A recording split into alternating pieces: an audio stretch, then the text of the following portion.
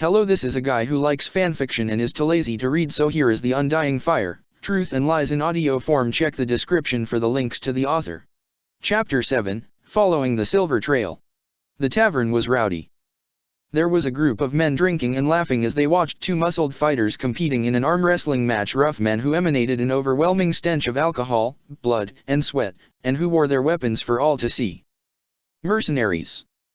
To the left, a row of women leaned over the side of the banister, putting on their best come-hither expressions in the hopes of earning a bed to share for the night. There was a time when Iroh would have been distracted by those provocative looks, but he had no trouble ignoring them now. Making his way through the crowd with a benign smile and a nod to whoever blocked his path, he stopped at a table in the far corner where three older men had stationed themselves. They were playing a dice game, but they paused when Iroh's silhouette cast a shadow over their table. "Can we help you?" one of the men asked, scratching at his bushy side whiskers. Iroh spread his hands in a friendly gesture. "I couldn't help but notice you were playing Sanliubeazai. I was hoping you would let me join you. I have been traveling for many days and would enjoy a respite to rest my old legs, and some good company," he added with a grin. The men chuckled and pulled out a seat for him, inviting him to sit and introducing themselves as they continued to play their game. Side whiskers turned out to be a tanner named Boken. The quiet gentleman to his right with the green scarf disclosed that his name was Gui and that he was a trader in a little bit of everything, but at the moment was selling masks. The last was a retired tailor named Peng, who was famed for his three-tooth smile. "And what should we call you?" Boken asked, taking a sip of his drink. "Yingja," Iroh responded, and then winked. "But I am also known as a master of tea." The three Earth Kingdom men chuckled some more. "A master of tea, he says," Peng observed with a wheezy little laugh. "Well, we shall have to test that boast of yours, tea master. In the meantime, why don't you show us your skill with a die?"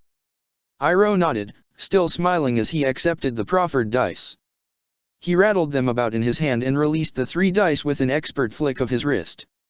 All four men watched as the wooden cubes landed to show the 4, 5, and 6 facing upwards. Peng groaned and covered his face with his hands. "I don't think we should have let him join us, Boken. Our tea master is clearly a master at Sanliubeazai as well." Iroh gave a hearty laugh as his winnings were pushed towards him. "Don't sell yourself short just yet, my friend. The winds of luck may still yet turn in your favor." Peng still did not seem impressed that their new acquaintance had beaten them so quickly, but it was agreed that they would have another round. Gui started them off by rolling 2 4s and a 3, which he then wrote down on the slate resting near his elbow. Conversation flowed easily between the four as Boken, Iroh, and Peng each had their turn, with Gui continuing to keep a tally of their points. It was as Boken was getting ready to complete his third roll that attention turned back to Iroh. "So, what brings you to Yangshuo?" the tanner asked, releasing the dice to more of Peng's groans as 3 5s appeared. Iroh gathered the dice in his hand, pausing a moment before he spoke. "I lost my tea shop in a Fire Nation attack some time ago. My nephew and I were forced to flee our home, but we got separated as we were traveling. I've been searching for him since." He sighed, both for added effect and out of genuine disappointment. "I had been led to believe that I might find him within this region, but so far I have found nothing, not even a whisper." "Fire Nation scum," Peng muttered, and then spat. "They ruin everything. Burn down our homes, steal our earthbenders, and destroy our families. Not to mention the taxes they make us pay." "Quiet, you old fool," Gui hissed. "You know that Captain Yaezu has his spies everywhere. Do you want to get yourself taken off to the prisons?" Peng grumbled something under his breath about firebenders and what he would do if he were only 10 years younger, but no one paid much attention to his muttering. Boken reached out and gripped Iroh by the shoulder. "I'm sorry to hear of your troubles, Yingja," he said with open sympathy. "I do not wish to give you false hope, but we often have refugees pass through this way. Perhaps your nephew was one of them. What does he look like?" Iroh played with the dice in his hand. This was the question he had been hoping for. It was far easier to get information out of people without arousing suspicion when they were the ones asking the questions, but he always had a moment of hesitation whenever he came to answer. The last time he had seen Zuko was on Admiral Zhao's ship, just before his nephew had gone to infiltrate the Northern Water Tribe and capture the Avatar. But that was Prince Zuko. Iroh was quite aware that, if he was indeed right in thinking that his nephew was still alive, Zuko would not resemble much of a Fire Nation prince now. My nephew is about a head taller than me, Iroh said slowly. Black hair, young only 16, and he has a burn scar on his face, right here. He placed his hand over his left eye, allowing his fingers and palm to outline the same comet-like mark that had been burned onto Zuko's features. Gui tightened his grip on his drink. I have seen a boy of that description. He was here in this town. Iroh inhaled sharply. Are you sure? There had been so many boys with scarred faces, so many times when he had got his hopes up only to have them crushed once again. He didn't know if he could bear to experience another disappointment. Gui stared into the contents of his cup. I'd never forget that young man's face, he said quietly. A crease formed on Iroh's brow. There was a story behind those words, but now was not the time to be distracted with tales from the past. He had to find out if this boy Gui spoke of was indeed his nephew. He had to know. Iroh set the dice down on the table and met the trader's gaze. Can you tell me where I might find this young man? Gui shook his head. You'd have to ask Tung Mei. She was the one who had the boy staying with her. I only saw him once. Tung Mei. Boken smiled. Our local healer. Her house is on the northern outskirts of the town. You can't miss it. Iroh stood up and bowed to each of the men. Thank you for your help, but I'm afraid I will have to cut our game short. I'm sure you understand. The three old men assured him that of course they understood and that they wished him all the best in the search for his nephew. Iroh smiled and made his goodbyes, stating that he would have to play them again and brew them some of his finest tea the next time he passed through this way. Peng and Boken both greeted these words with hearty laughs and jokes, but Gui remained quiet. Iroh was not surprised when the trader followed him to the door. Is that boy really your nephew? Gui asked, holding Iroh's gaze. I can only hope, Iroh said with a strained smile. It has been a long time since we have seen each other. My only wish is to be reunited with him again. Gui fidgeted with a loose thread on his scarf. He seemed to struggle with himself for a moment, then let out a small breath. If you see him again, tell him that I kept his secret. Iroh's eyes narrowed a fraction. What secret? A wry smile. If he is indeed your nephew, I'm sure you will find out. An appreciative laugh escaped the old general. You are a good man, Gui. I will remember that. Gui nodded in acknowledgement and then Iroh took his leave, though now with a much heavier pocket. He grinned as he listened to the copper and silver pieces rattling about in his money pouch. Gambling was not something he always condoned, but it did come in handy when one was on the run and feeling a little short on change. Tonight had turned out much better than he expected. Just the thought of having a new lead to his nephew's whereabouts made his heart swell with joy and relief. The sound of the tavern door swiveling back and forth drifted to his ears. He paused to glance over his shoulder and a brief frown passed over his features when he saw some of the mercenaries standing on the porch and glancing his way. When they started following in his footsteps, Iroh carried on walking and even started humming a small tune. Crunch, crunch, crunch went the sound of the warrior's feet, getting closer the farther he got from the main square. Iroh clasped his hands in front of him and hummed a little louder, looking quite relaxed. A spiked mace was suddenly shoved in front of his face. Iroh looked up to see a large man with tattoos covering one side of his cheek. He didn't need to check behind him to know that he was surrounded. Good evening, Iroh said amiably. Nice night for a walk, isn't it? The tattooed mercenary looked a bit nonplussed for a moment, but he pulled himself together a second later. Give us your money, old man. Unless, of course, you want to have your brains spilled over the road. Iroh stared at the group of men with a measuring look. He knew that he could take them out with his fire bending. He also knew that he had a good chance even without his bending. The mercenaries, while intimidating for their size, were certainly no rough rhinos. But Iroh had not made it this far by wasting his energy on every battle that came his way. Maybe once he might have jumped at the chance back when he had been just as hot-headed as his nephew, but he had learned over the years to pick and choose his fights carefully. Now was not the time to show off his strength. I will give you the money, Iroh said, still keeping his tone friendly, but know this, the sly cat eagle knows when to hide its claws. What's that supposed to mean? A man clutching a broadsword demanded. Iroh met his gaze steadily. You flaunt your strength because you can, but you will never gain true respect as warriors if you continue to abuse and extort money from your fellow men. The mercenary with the tattoos let out a great, belly-rumbling laugh. Listen to the old man talk. Just shut up and give us the money, Greybeard. I grow tired of your jabbering. Very well. Iroh reached into his pocket. Hold it. All of them paused at the sound of the new voice, including Iroh. A smallish figure dropped down from the nearby building, clutching a sword that looked a little too large for him. The newcomer was dressed in black, but his face was covered by a blue mask with white streaks that formed a demonic grin, the Blue Spirit's mask. A crease formed on Iroh's brow. He had heard many tales about the Blue Spirit, not to mention had his own suspicions concerning the warrior's identity.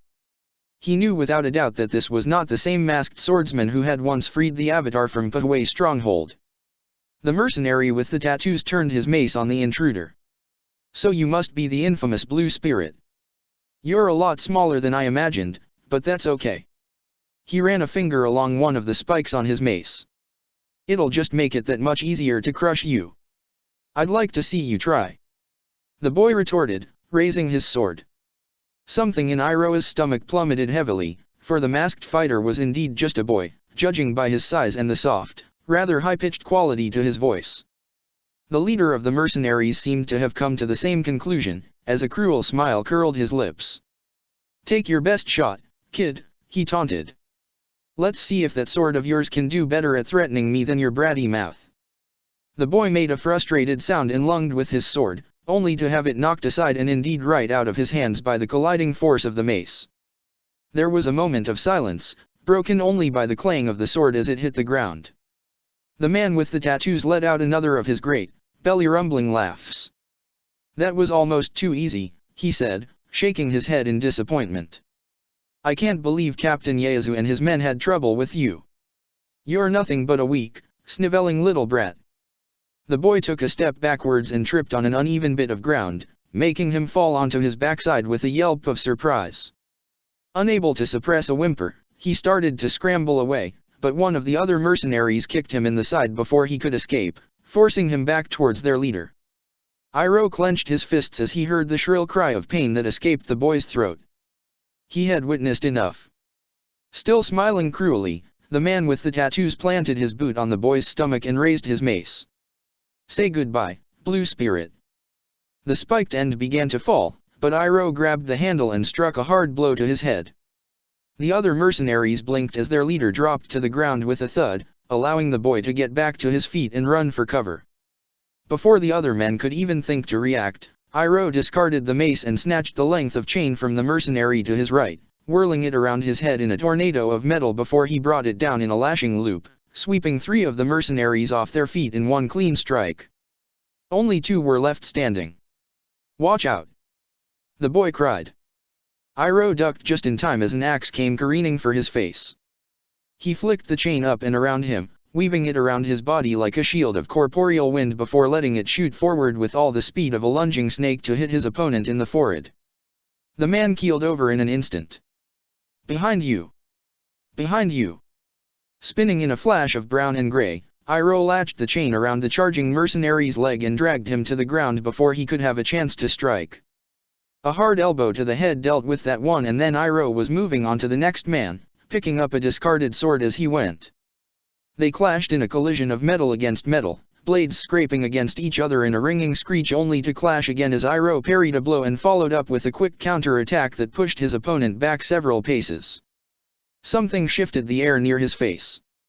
He instinctively moved left, narrowly missing being stabbed with a spear. He'd been flanked. Warily, he took a step back to position himself between the 2 men so that he could defend from either if necessary. His breath was coming a little faster now, reminding him that he was not as young as he used to be and that it had been a while since he had relied solely on anything but bending to win a fight. It was a frustrating situation, for he knew that the battle would have been over in 3 seconds if he'd been able to use his fire bending. But he couldn't.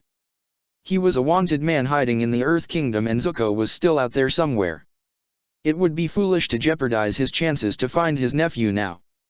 Iroh took a firmer grip on the chain wrapped around his left arm and watched as sword and spear raced towards him.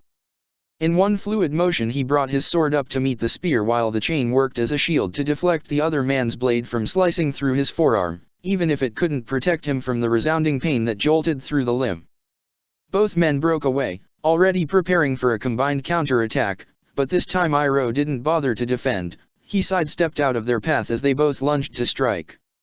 Spear and sword glided by each other and then made contact with vulnerable walls of flesh, leaving both mercenaries collapsing to their knees as blood oozed out from their wounds.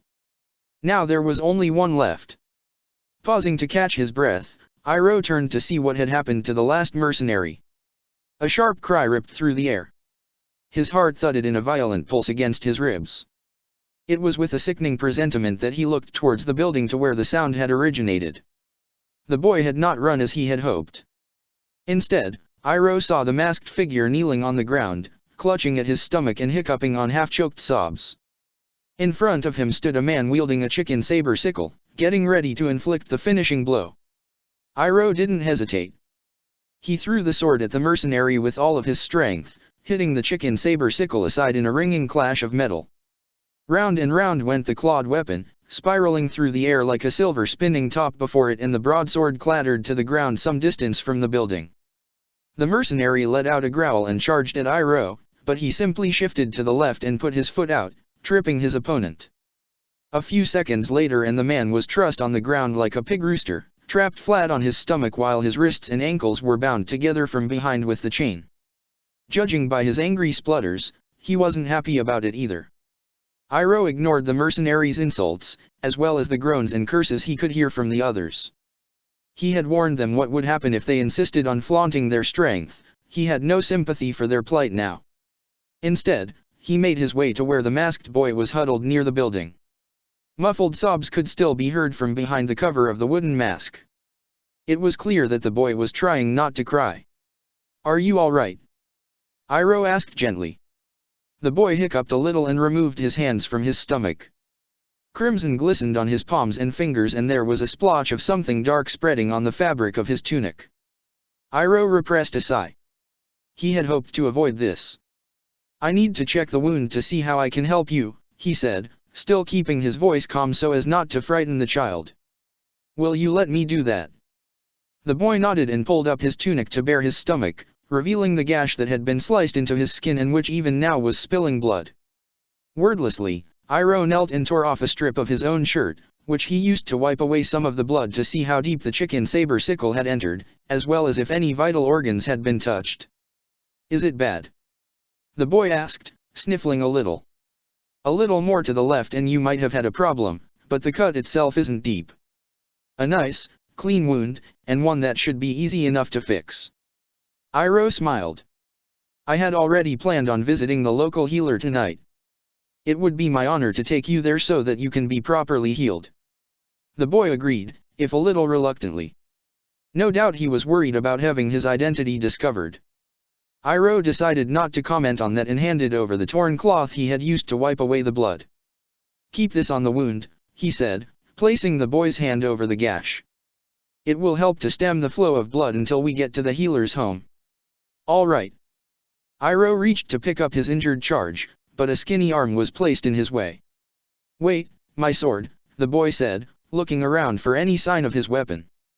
"Aunt Lily will kill me if she finds out I lost it." "I think your aunt will be more upset to know that you got yourself hurt taking on a group of mercenaries by yourself," Iroh observed, picking up the dropped sword. "It was very brave what you did, of course, but perhaps not the wisest choice." "You clearly don't know Aunt Loli," the boy said bluntly as he handed Iroh the scabbard strapped to his back. "Besides, I had to do something. You were just going to let them steal all your money." The masked face tilted to the side as if a thought had just occurred to him. "Why did you let them bully you like that? You must have known you could defeat them, yet you just stood there." Iroh gave a faint smile. "Sometimes we must pay a small price in order to reap great rewards. Those men wanted my money, but they would not have attacked me. I saw no need to draw unnecessary attention to myself just for the sake of keeping a few copper and silver pieces. But what those men were doing was wrong. Isn't it better to stop them so that they don't keep robbing and hurting people? Iroh sheathed the sword and slung the scabbard over his shoulder. Perhaps, but being a powerful fighter does not give me the right to deal out justice wherever I see fit. I don't see why not. Iroh's smile widened a fraction. That is because you are like my nephew, young and angry. One day you will understand that it is better to have restraint when it comes to the battles you choose to fight. Consider the saber-toothed moose lion. It does not attack every small creature that passes its way but waits until it or its cubs are truly threatened. The boy tilted his head to the other side. Is that supposed to be wise or something? Iroh chuckled. Perhaps. In the meantime, I think we should just focus on getting you to the healer's house. That wound of yours isn't going to heal itself and I know it must be causing you a lot of pain. It does hurt, the boy admitted with another sniffle, which he then hastily disguised. Not that I'm crying or anything. I'm not a child. Of course not, Iroh said gently, but you will feel much better once you have seen the healer. The boy murmured his agreement, which Iroh took as a sign that he had permission to continue.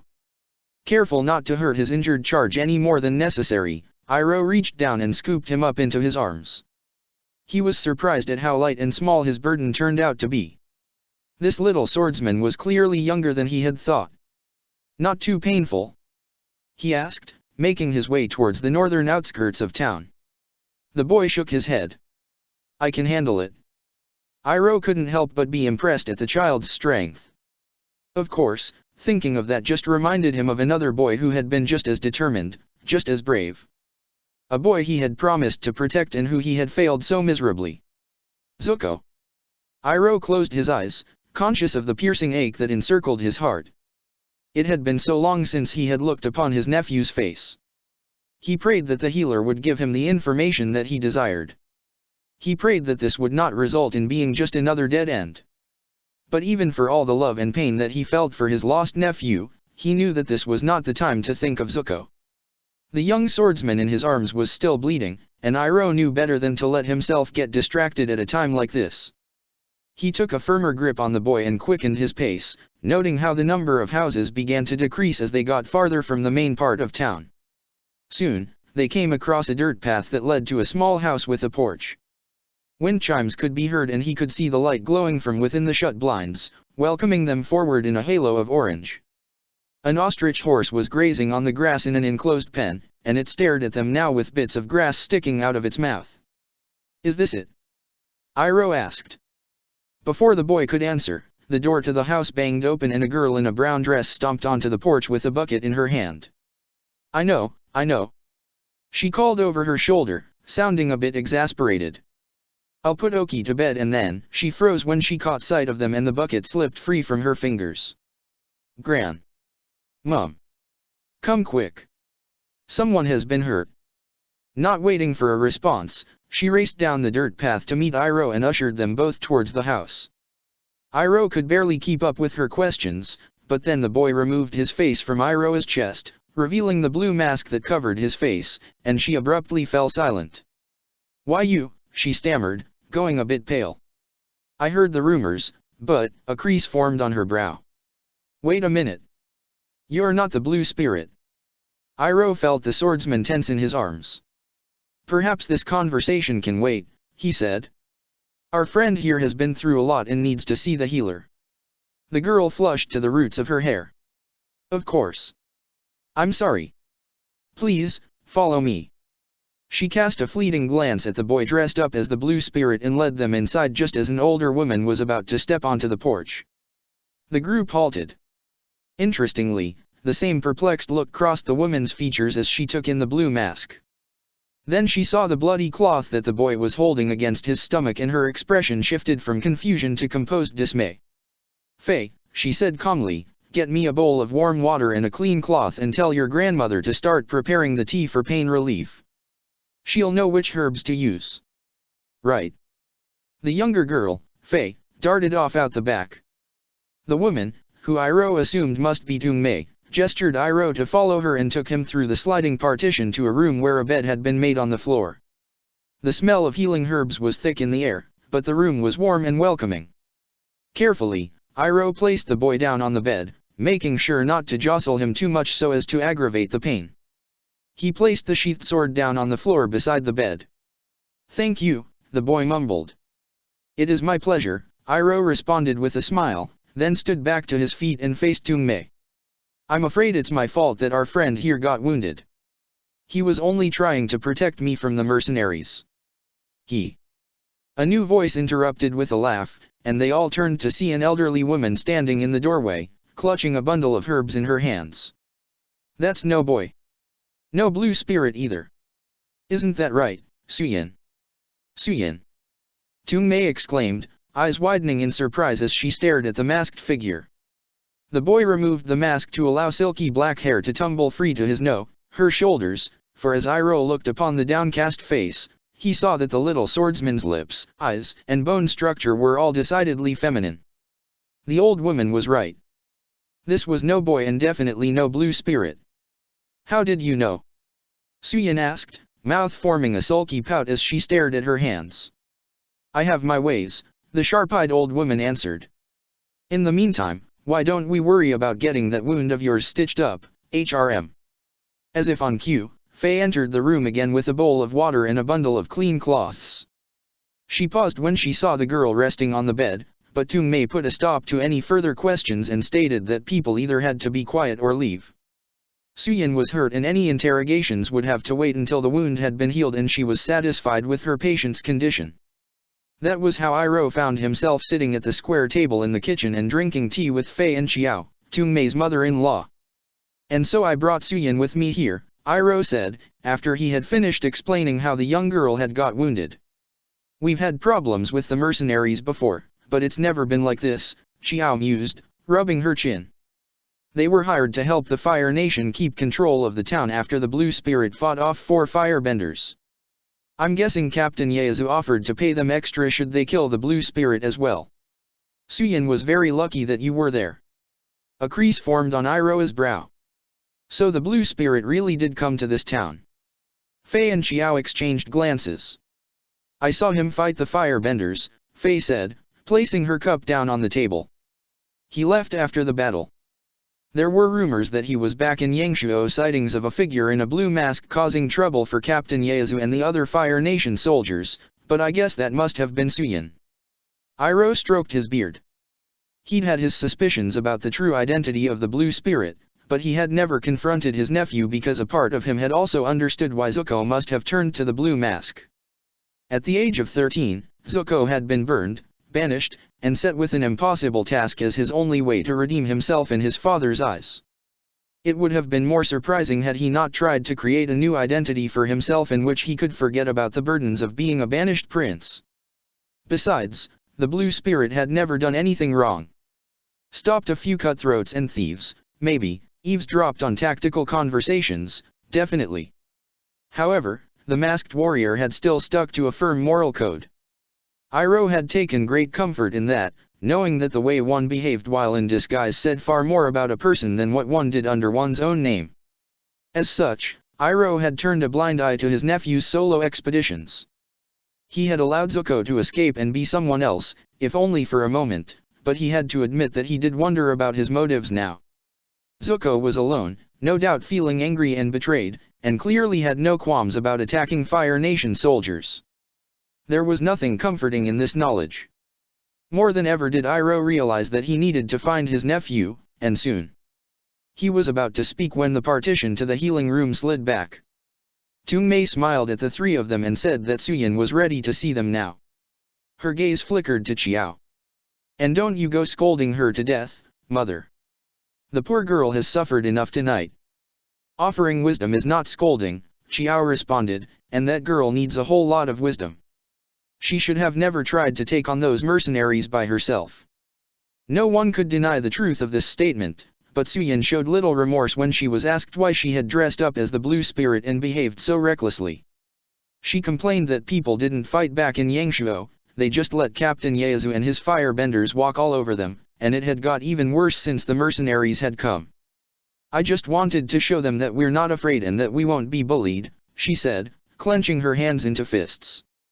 That's why I dressed up as the Blue Spirit, because I knew they were afraid of him. Tung Mei frowned. Suyin, it's not that we don't want to fight back, but there is nothing that we can do. We're not warriors and we're not benders. We're just people trying to survive the best we can until this war is over. Now you just sound like an loli, Suyin muttered. She's always going on about how I shouldn't draw attention to myself and that we just have to bide our time and that things will work out somehow. But they don't. The taxes just keep getting higher and the Fire Nation soldiers are still occupying the town.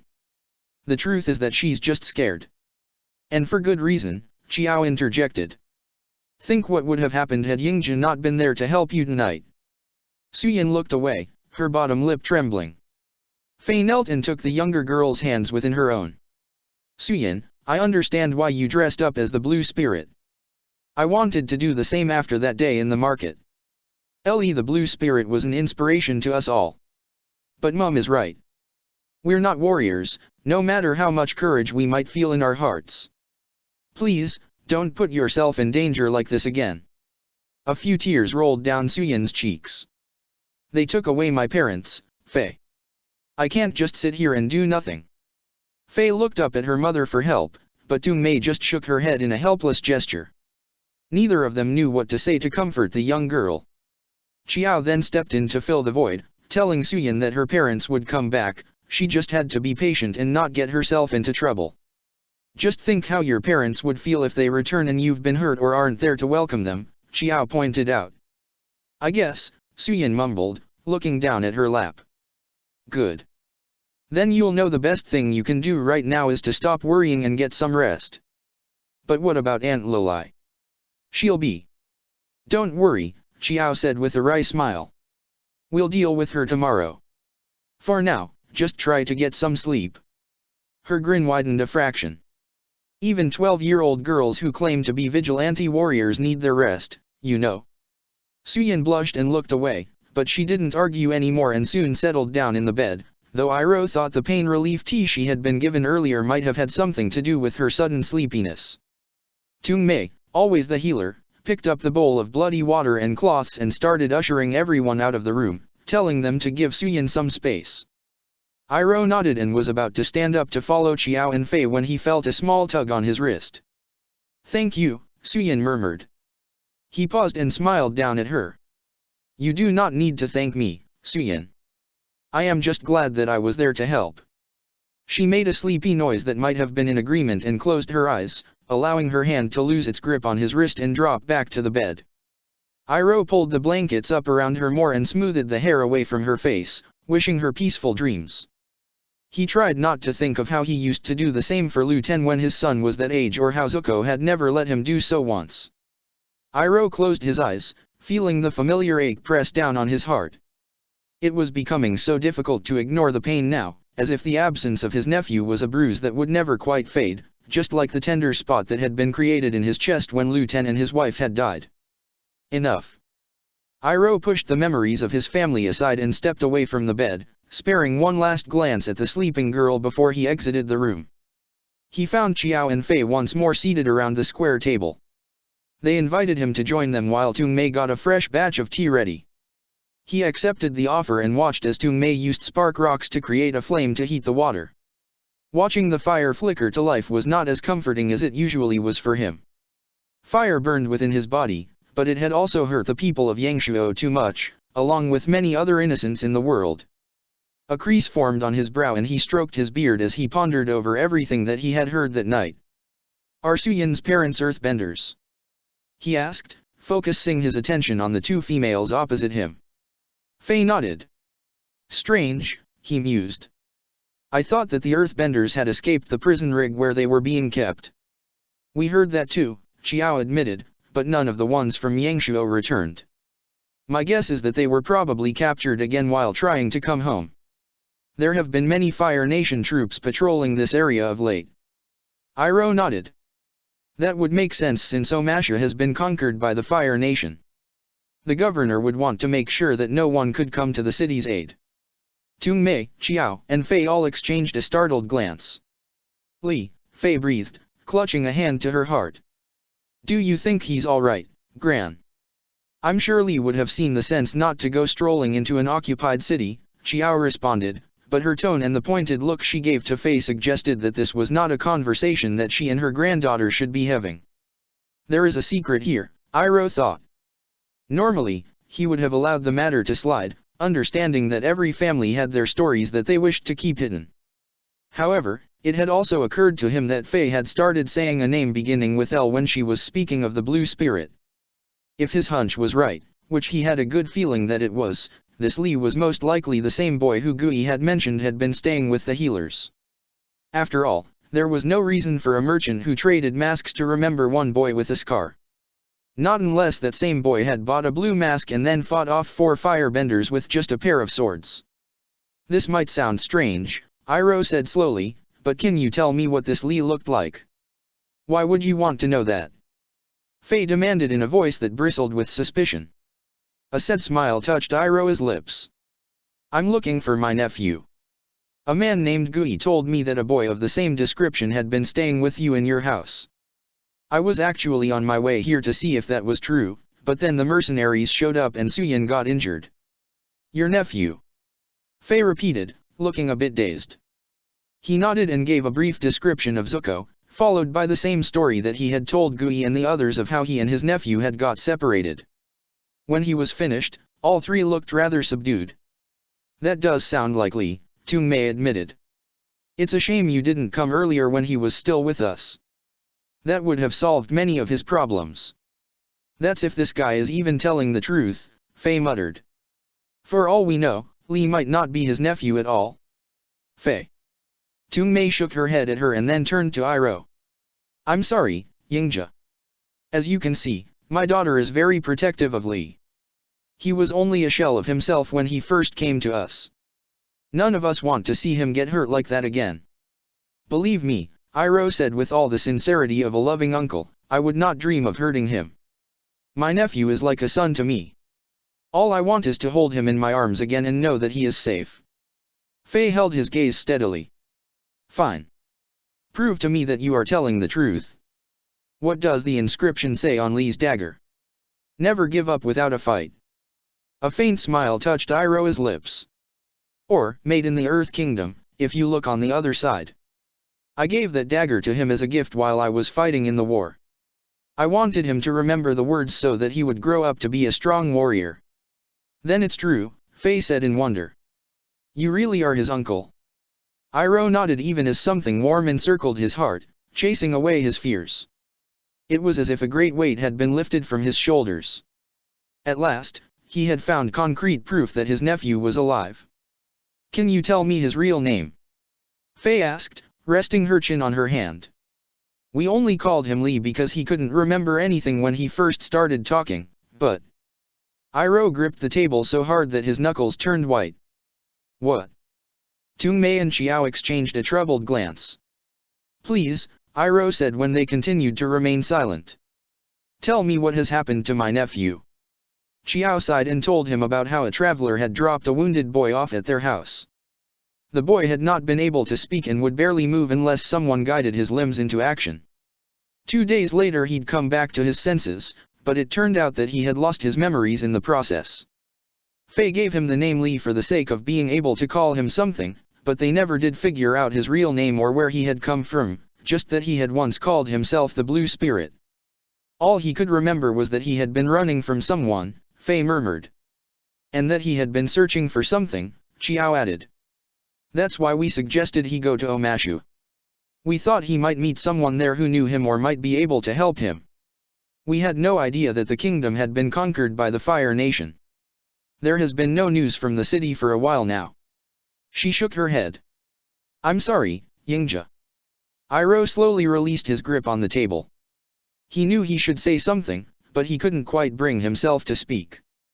This was just so much to take in and a part of him wanted to believe that Qiao and her family were wrong. Zuko could not have forgotten everything, could not have forgotten him. Perhaps Zuko had just been trying to protect his own identity, knowing that Earth Kingdom citizens would not be welcoming to the Fire Nation prince, so he had pretended that he had lost his memories. Yes, that made sense. But then Iroh remembered the way his nephew had barely seemed to recognize him that night after the explosion. He remembered how he had felt an inexplicable fear chill his bones, because something had whispered to his heart that Zuko was slipping away from him and that, if he didn't wake him soon, he might never hear that grumpy uncle again. There was also the problem of how sincerely Chiao, Tongmei, and Fei seemed to believe that Li had lost his memories. Zuko was many things, but he had never been a good liar. "Nephew," Iroh breathed in a pained whisper. He covered his face with his hands, holding back the tears that prickled at his eyes as pain and regret formed hollow chasms in his heart, eating away at any of the brief joy he had felt. Dimly, he was aware of Tongmei placing a cup of tea before him and then sitting down to his left on the bench, but he said nothing. This was a harsh blow, for he could not help but feel responsible. If only he had not left Zuko at the North Pole. If only he had listened to his heart. "I will find you, nephew," Iroh thought. "I will find you, and somehow we will fix this problem. We will piece your memories back together." Iroh had made a promise. He would make sure that he kept it. Oh. The moon was especially bright that night. Iroh saw it as a good omen. The celestial light had always been the traveler's friend for those from the water tribe, a silver guide that could lead one through even the darkest of waters. Iroh got the feeling that you, the young girl who sacrificed herself to become the moon spirit, wanted to help him. He knew he would need her light to find his nephew. Zuko was lost in so many ways. While the healers had disclosed that he had left for Omashu, there was no saying if he had ever ended up going to the city. Iroh did not have the time for another wild goose chicken chase. He had to find Zuko soon, and he knew that it would be too dangerous for him to enter Fire Nation territory with Azula hunting his head. That was why he had decided to send a message through the Order of the White Lotus to check if the Blue Spirit or a boy named Li had passed through Omashu, and to see whether anyone knew what had happened to the Earthbenders from Yangshuo. The city might be occupied, but the Order's line of communication could not be broken so easily. First, however, he would need to find a way to send the message. Now with a firm plan in mind, Iroh settled his bag more comfortably over his shoulder and stepped off the porch. The sound of a door opening and shutting from behind him made him pause. He turned to see Chiao watching him with her arms folded across her chest. Her hair gleamed silver in the moonlight, giving her a strange radiance, but her expression was grim. "You're from the Fire Nation, aren't you?" Chiao said in a matter-of-fact voice. Iroh could have lied, but the knowing glint in her eyes suggested that she wouldn't believe him. Instead, he clasped his hands in front of him and forced himself to stay relaxed. "How did you know?" he asked. "Your nephew. My granddaughter might not understand what it means to see a boy with fire-colored eyes, but I do. However, it was the way he bowed to us that confirmed my suspicions." Iroh looked at her with curiosity. "Yet you did not say anything and still helped him even though you knew the truth." She sighed and uncrossed her arms. "I have lived through this war for too long. I do not like what the Fire Nation is trying to do, but I am not narrow-minded enough to believe that every person who was born to the lands of my enemy is evil. Li needed our help, and that was all that mattered. Then I thank you." Iroh bowed to her in turn. There are not many who can see past their own fear to help an enemy in need, however innocent. It is a relief to know that my nephew was in good hands while he stayed with you. He paused and reached into his pocket and pulled out a round wooden tile, which he then handed to Chiao. "What's this?" she asked, holding the tile up to the light so she could examine it more clearly. "A white lotus tile," Iroh answered. "It's a symbol of the society in which I serve, which seeks to re-establish harmony in the world. I believe you might be able to help us. We could do with someone of your wisdom and discreetness, and this town is in sore need of an agent to act as a point of contact." Chiao's jaw dropped, but she pulled herself together a second later. "I suppose I could do that," she said with all of her usual brusqueness, "if it's to help end the war." Iroh smiled and bowed again. "Thank you. I cannot explain everything to you now, but a man named Konglin will come looking for you. Show him the tile and tell him that you have my permission to become an initiate and learn the cryptic arts. He will show you what to do from there." "And what will you do?" Iroh took a firmer grip on his bag. "I plan to continue my search for my nephew." And as he once more looked up at the moon, so bright and silver in the sky, he knew that this time he would not fail. Oh. A cool breeze slithered its way through Lee's tunic, sending goose chicken bumps along his arms. He shivered and hugged his arms around his body, but he made no move to go back inside the tent to where it was warm. Sokka was snoring far too loudly and Lee had never really felt comfortable going to sleep unless someone was keeping watch. Plus, he knew that the nightmares would just start again the moment he closed his eyes. They were getting worse now, as if the realization that he was Fire Nation had unlocked a door of memory inside him. Not that it makes much difference, he muttered. He still couldn't remember anything substantial. It was always pain. Always hurt and longing and anger, even when his dreams showed no fire or tragedy. The last one had been like that. He had seen that man again, the one with the warm, reddish-brown eyes and gray hair. The one who he thought might have given him the dagger. "Who are you?" Lee whispered. The moon touched his face in a silvery caress, but there was no one to give him the answer he desired. He was alone, and even his own mind could offer him nothing but fragments and broken whispers. Lee sighed and buried his face in his palms. It was a long time before he returned to the tent. Chapter 8, Jigsaw.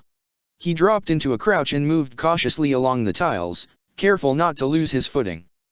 The sun was hot on his back and under his palms, but he was so close now. So close. Opposite him was the ledge where Zwa, the head chef's monkey cat, had got stuck.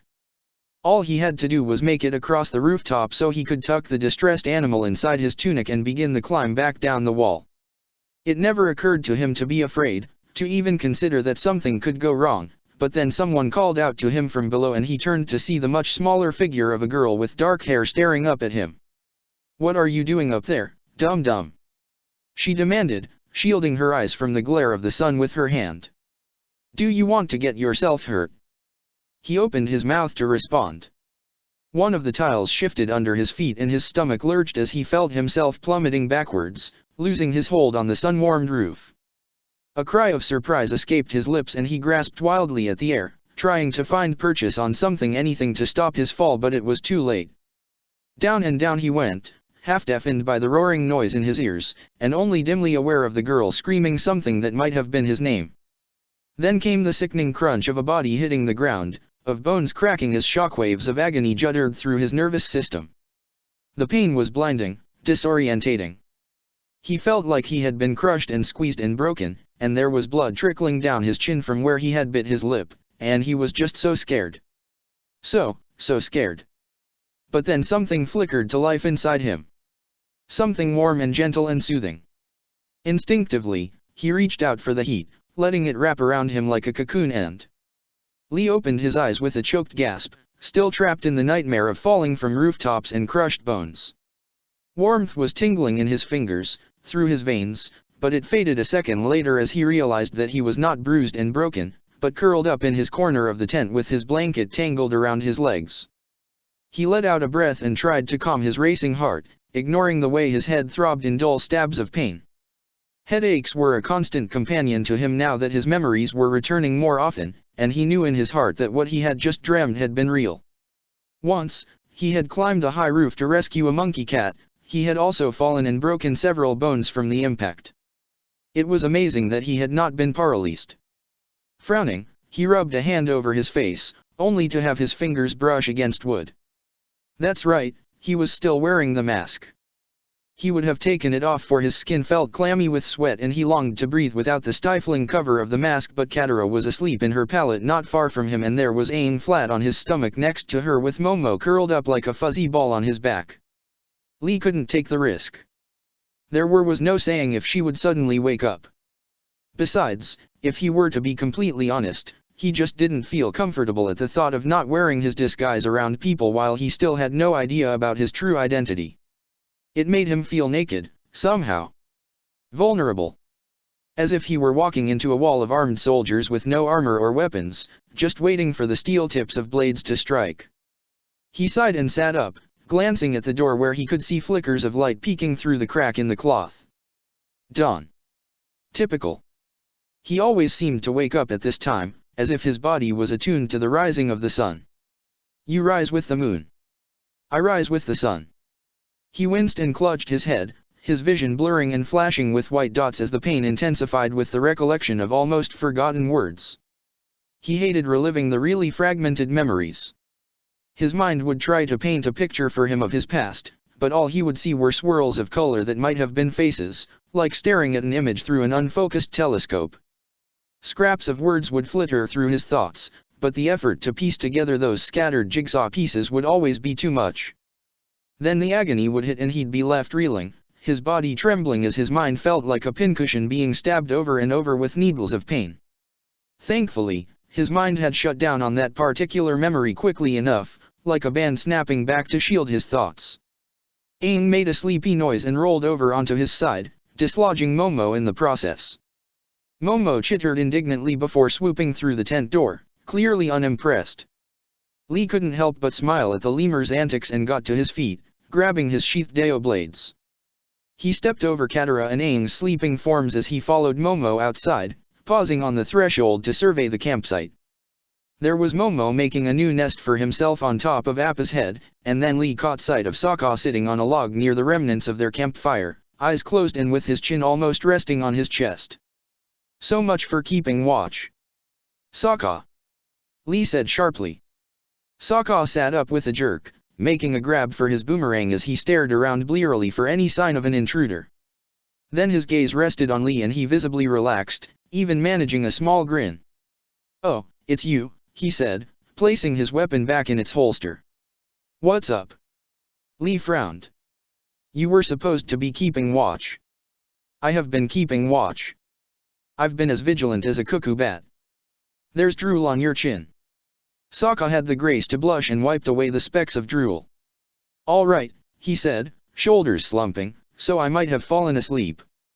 But we're safe, the camp's safe. No harm done, right?" Lee just sighed and headed towards the trees, shaking his head in mild exasperation. Sometimes, he wondered how any of these kids had survived for so long.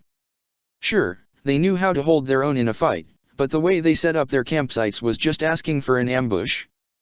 They hadn't even bothered to have someone keep guard while they slept until he had come along and insisted they do so, because whatever Aang might think, Appa was not a good guard bison.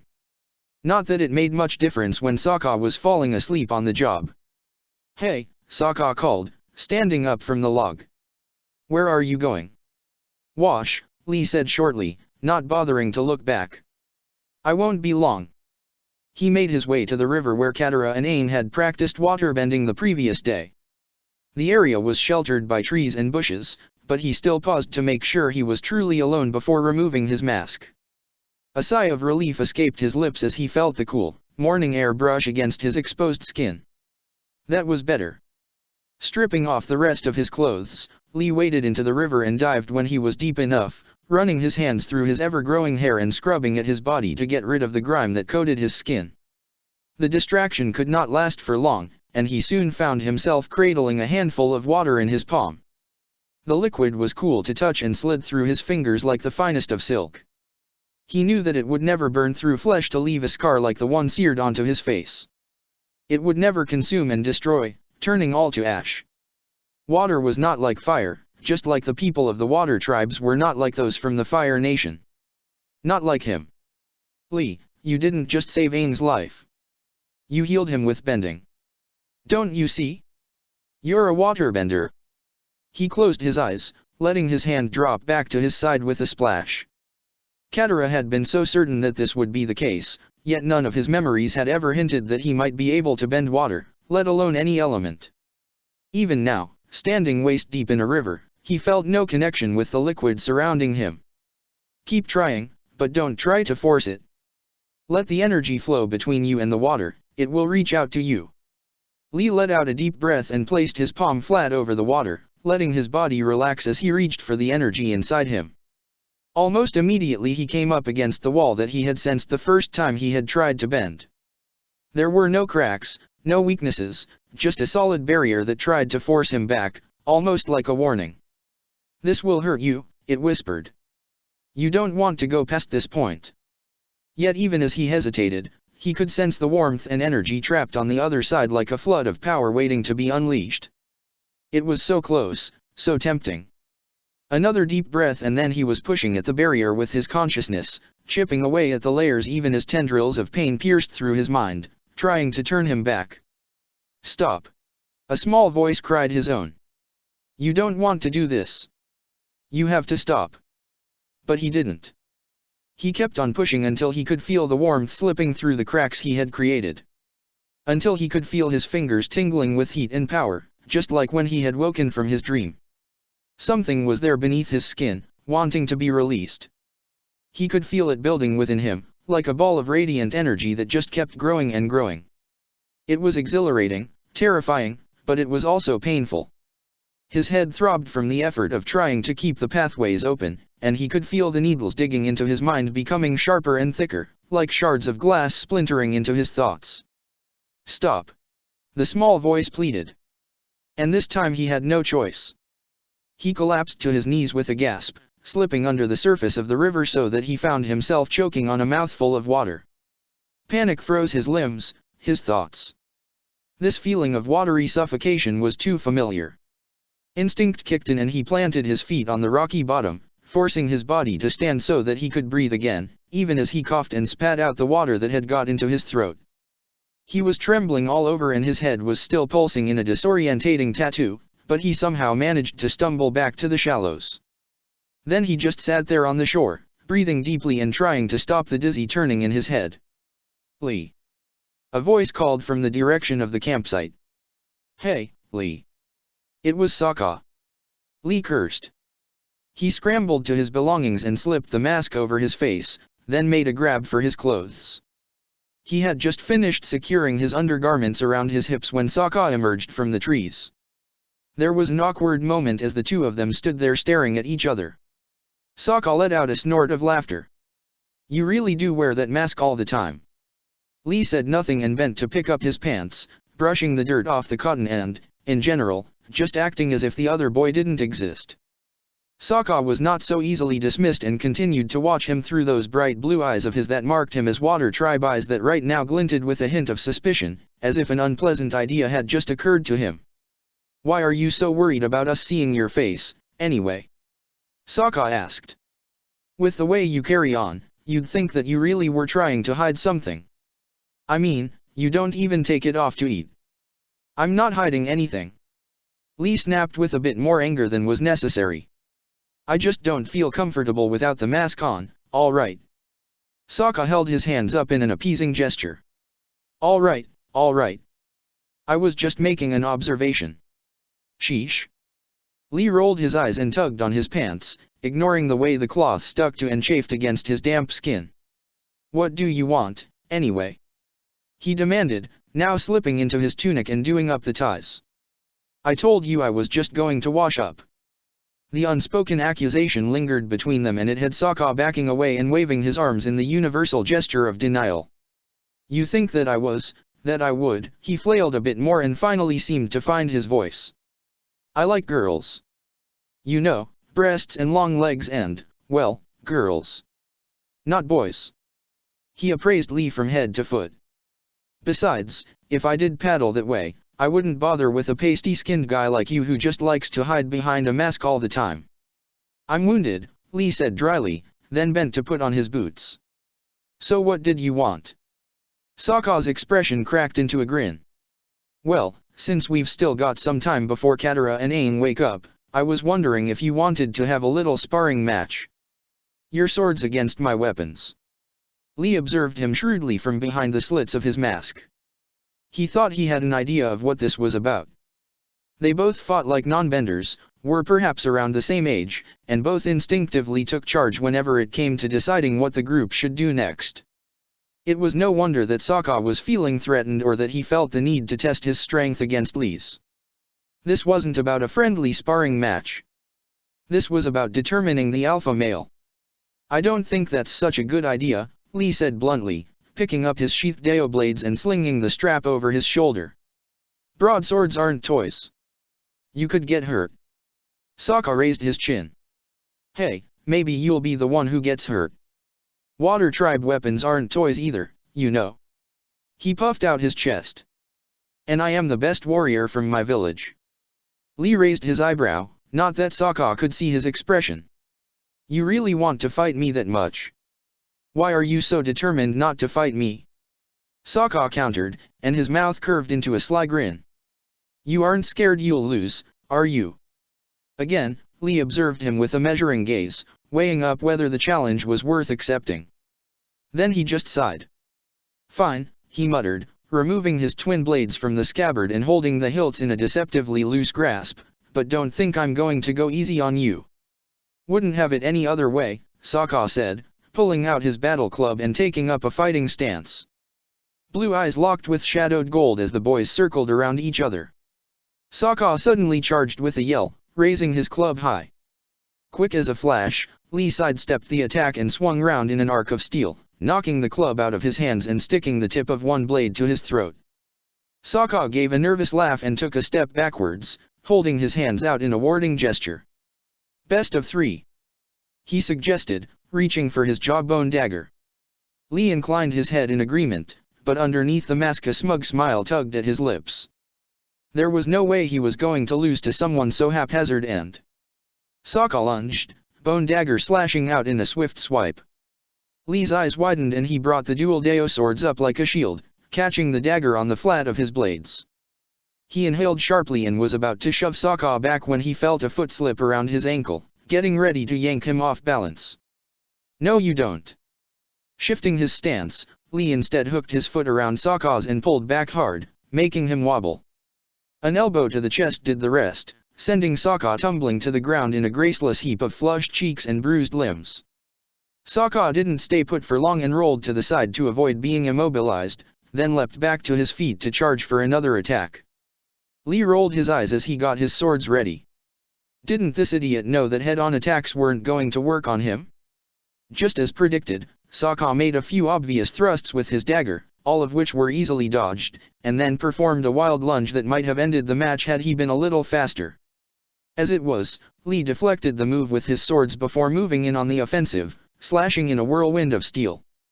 There was no way that Sokka could win. The dual Deo swords had the longer reach and it was becoming increasingly obvious that Lee was by far the better fighter. Inevitably, Sokka found himself flat on his back again. In one fluid motion, Lee had his knee pressed into his stomach to keep him down, then held one blade close enough to slit his throat if needed. You lose, he said calmly. Sokka made an odd noise that sounded like meep. Lee smiled beneath the cover of his mask. No matter his indifference towards being perceived as the leader of the group, he couldn't deny that it was satisfying to have won this little battle of strength. He wasn't the type to brag, however, and simply stood up and joined his swords together so that they were of one blade. Then he reached down to help Sokka back to his feet. Thanks, Sokka said, accepting the proffered hand, though his voice was edged with disappointment. Clearly, he had not expected to lose quite so badly. Lee just nodded and was about to sheath his swords when Sokka held out his hand. Wait. How about one more match? A half-suppressed sigh. Look, I really don't think. Ah, man. Sokka's mouth curved into another sly grin. I still have one more weapon to try. Lee shrugged. Well, if the Water Tribe boy loved the taste of defeat so much, who was he to deny him? Very well, he said, readying his swords. Give me your best shot. Blue eyes alit with glee. Oh, I will. Let's see how you dodge this. Sokka reached behind him and removed his boomerang from its holster, throwing it as hard as he could. Lee ducked the whistling flash of metal and then just stared at Sokka with a frown. That was it? That was the grand attack? Sokka hadn't even been able to land a hit and now he had no weapon to defend himself. That was when Lee realized that Sokka was still grinning, and when he heard the strange whistling noise get louder. His head gave a sudden throb. Why did this feel so familiar? And why did every instinct tell him to duck? Too late. Something smacked into the back of his head, making his skull throb in quite a different manner as pain assailed his nerves from the impact. He couldn't even bring himself to keep hold of his swords and let them clatter harmlessly to the ground. Sokka laughed and said something about his trusty boomerang, but Lee wasn't really listening. He just groaned and ran a tentative hand over the damaged area on his head, feeling a lump already forming where the weapon had struck. A hiss escaped his lips when his fingers brushed too hard against the spot. Yep, that was going to be one hell of a bruise. Apparently, someone else wasn't too pleased with Sokka's boomerang trick. Katara stood on the outskirts of the trees with her mouth agape and her eyes wide. Then she narrowed her gaze on Sokka. "Are you insane?" she demanded, planting her hands on her hips. "Why did you attack him?" Sokka rubbed the back of his neck. "We were just sparring," he said, though he looked a bit sheepish. "It was just a friendly match. Nothing serious." "You hit him on the head with your boomerang." "Yeah, so. He has amnesia." "You don't hit an amnesiac on the head, you blubber-headed dolt. It might make things worse and—" "Katara," Lee said, cutting her tirade short, "I'm okay." "Really?" he added when she continued to look at him doubtfully. Sokka flashed a grin. "See, he's fine. Now stop your—" "Stop my what?" "You could have really hurt him, Sokka. Honestly, what maggot got into both of your heads to make you think that it would be a good idea to spar with each other? Can't you see that it's dangerous?" "Seemed a good way to pass the time," her brother said with a shrug. Lee just winced and touched the pulsing lump on his head, thinking that it hadn't turned out to be such a great time for him. Combined with his usual headache, his skull felt like it was being split in two, not that he would say as much aloud. That would be showing weakness, and he'd already displayed enough of that after his little breakdown in Omashu. Unfortunately, Hawkeye's Katara did not miss his subtle shift in expression. "You are hurt," she exclaimed as if he had committed some dangerous crime. "Let me see." He held his hands up in a defensive gesture, trying to ward her off. "Really, it's just a bruise. It'll go away on its own, so there's no need for you to—" "Oh, hush," she scolded, swatting away his hands, and then placed her own on the nape of his neck, pulling him closer to her level. "Now hold still." Lee did. Mostly because her palms were smooth and soft on his skin, and she was much too close, and he really didn't know what to make of so much girl all up in his space. In fact, it was quite discomforting, filling him with an odd urge to shove her away. It was almost as if some primal part of his mind had been switched on by her touching him. He felt twitchy and edgy, as if he were afraid that she was going to attack him any second. Then her fingers slid through his hair, searching for any signs of damage, and he experienced quite different sensations. It was soothing, somehow. Familiar. There was a woman stroking his hair with soft fingers. He could feel her heart beating against his cheek, and he let out a little sigh as he snuggled more against her. She smelled like flowers and spices. She smelled like home. "Sleep, dear one," she murmured, still keeping up the rhythmic stroking. "I'll watch over you." He gasped as pain lanced through his mind like lightning. Katara pulled her hands back in alarm. "What's wrong?" she asked. "Did I hurt you?" "No," he muttered, conscious of the way his heart pounded in a fluttery rush in his chest. I just remembered something, that's all." His mother. He had remembered his mother, even though he couldn't see her face or had any real idea of what she looked like beyond dark hair and amber eyes. But he knew it was her.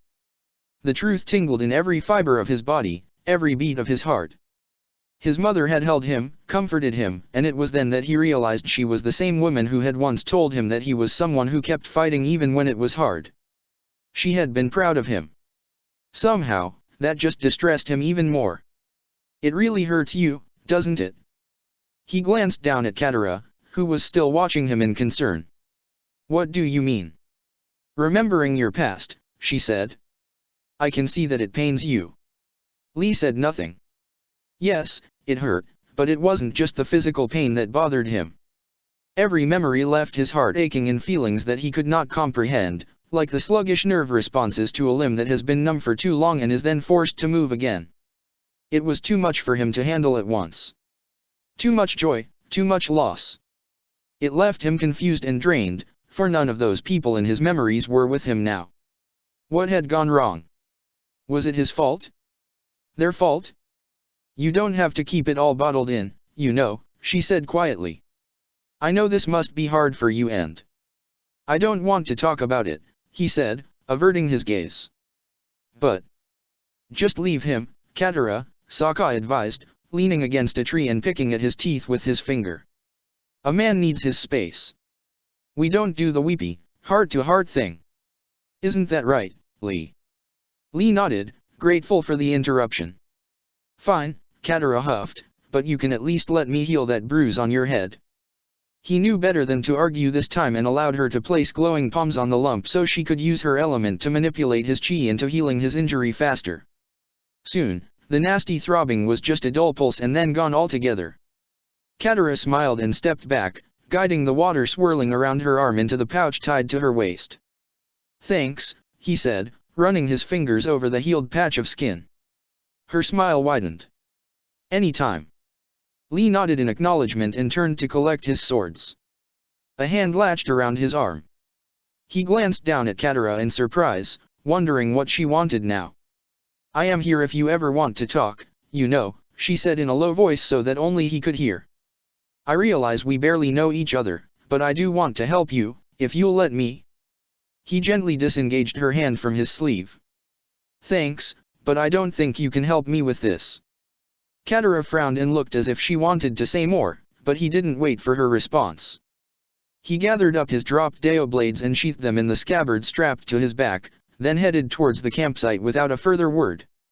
He knew that she had meant well, but he was not the sharing type and had no desire to lay his fears before some girl he had only known for a few days.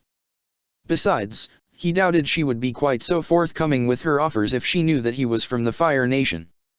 No, it was best that he just keep his distance and focus on finding the truth about the path of the ancient ways. Then he could leave the Avatar and Water Tribe siblings to their own mission and just get on with his life. He didn't like to dwell on why this made him feel strangely empty. Oh. After a breakfast of leftovers and berries, the group packed up their belongings and piled on top of Appa. It was not long before a small argument arose about where they should head next. All agreed that they needed to find an earthbending teacher for Aang as well as information about the path of the ancient ways for Lee, but deciding on a specific location, let alone direction, proved much more difficult. You can't just keep flying around aimlessly and expect an earthbender to drop down from the sky onto Appa's saddle, Lee said bluntly. You need a plan. We do have a plan, Sokka retorted. We keep heading southwest until we reach the next town. Then we stop and investigate. If that place can't help us, we move on to the next one. Problem solved. And what if that place is being occupied by the Fire Nation? Lee countered. You just can't go wandering into towns with the intent of finding a master for the Avatar and expect there not to be repercussions. People are looking for you and they're bound to take more notice if you start asking suspicious questions. Then what do you suggest we do, O wise one? Sokka responded in a voice dripping with sarcasm. Guys, please, Aang protested mildly from his perch on Appa's head, you don't need to argue. You're right, Aang, Sokka agreed, and that's why we're going to keep heading southwest. He stared at Lee challengingly, daring the masked warrior to state otherwise. Lee folded his arms. Look, all I'm saying is that we need to be cautious. You guys aren't exactly subtle about the fact that you're traveling with the Avatar, and that's just asking for trouble. Besides, you'd probably do better focusing on the towns in the south. There aren't many major settlements in the southwest aside from Omashu, and you already know you're not going to find anything there. Sokka raised his eyebrows. Well-traveled, are you? Lee shrugged. Maybe. I don't know, but I do know that you'd have better luck in a place like Jailing if you're looking for an Earthbender master. It's the home of the Earth Rumble tournaments, after all. The Water Tribe siblings stared at him blankly. Right, I guess you don't know what that is, Lee said, rubbing the base of his neck. There was another awkward pause.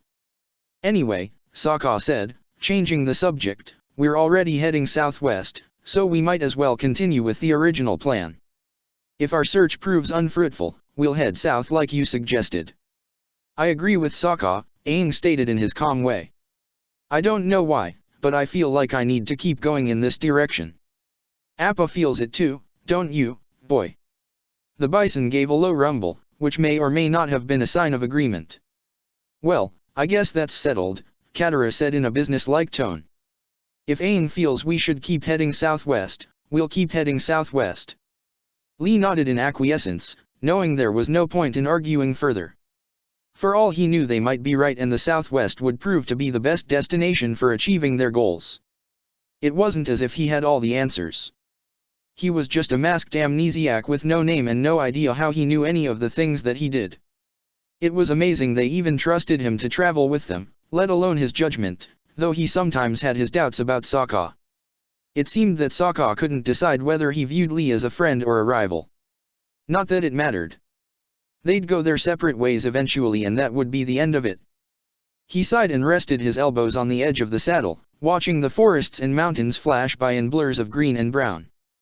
Momo came and settled on his lap and he absently ran his fingers through the fur on the lemur's back, feeling strangely soothed by the little contented noises his companion made.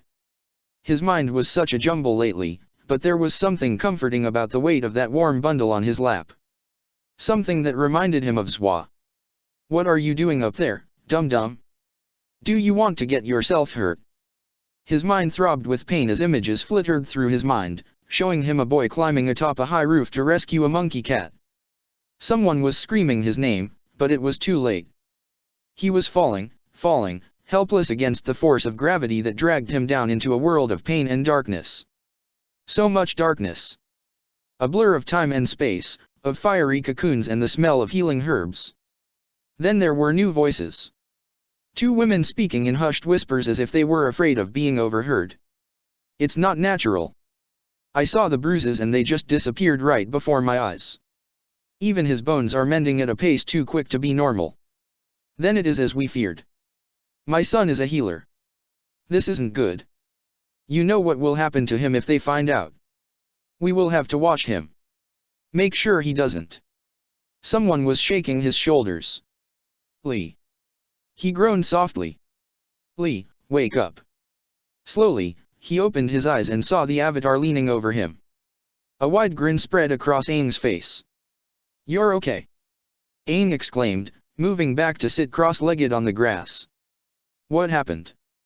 Lee asked, sitting up and holding a hand to his swimming head. "You fell out of the saddle.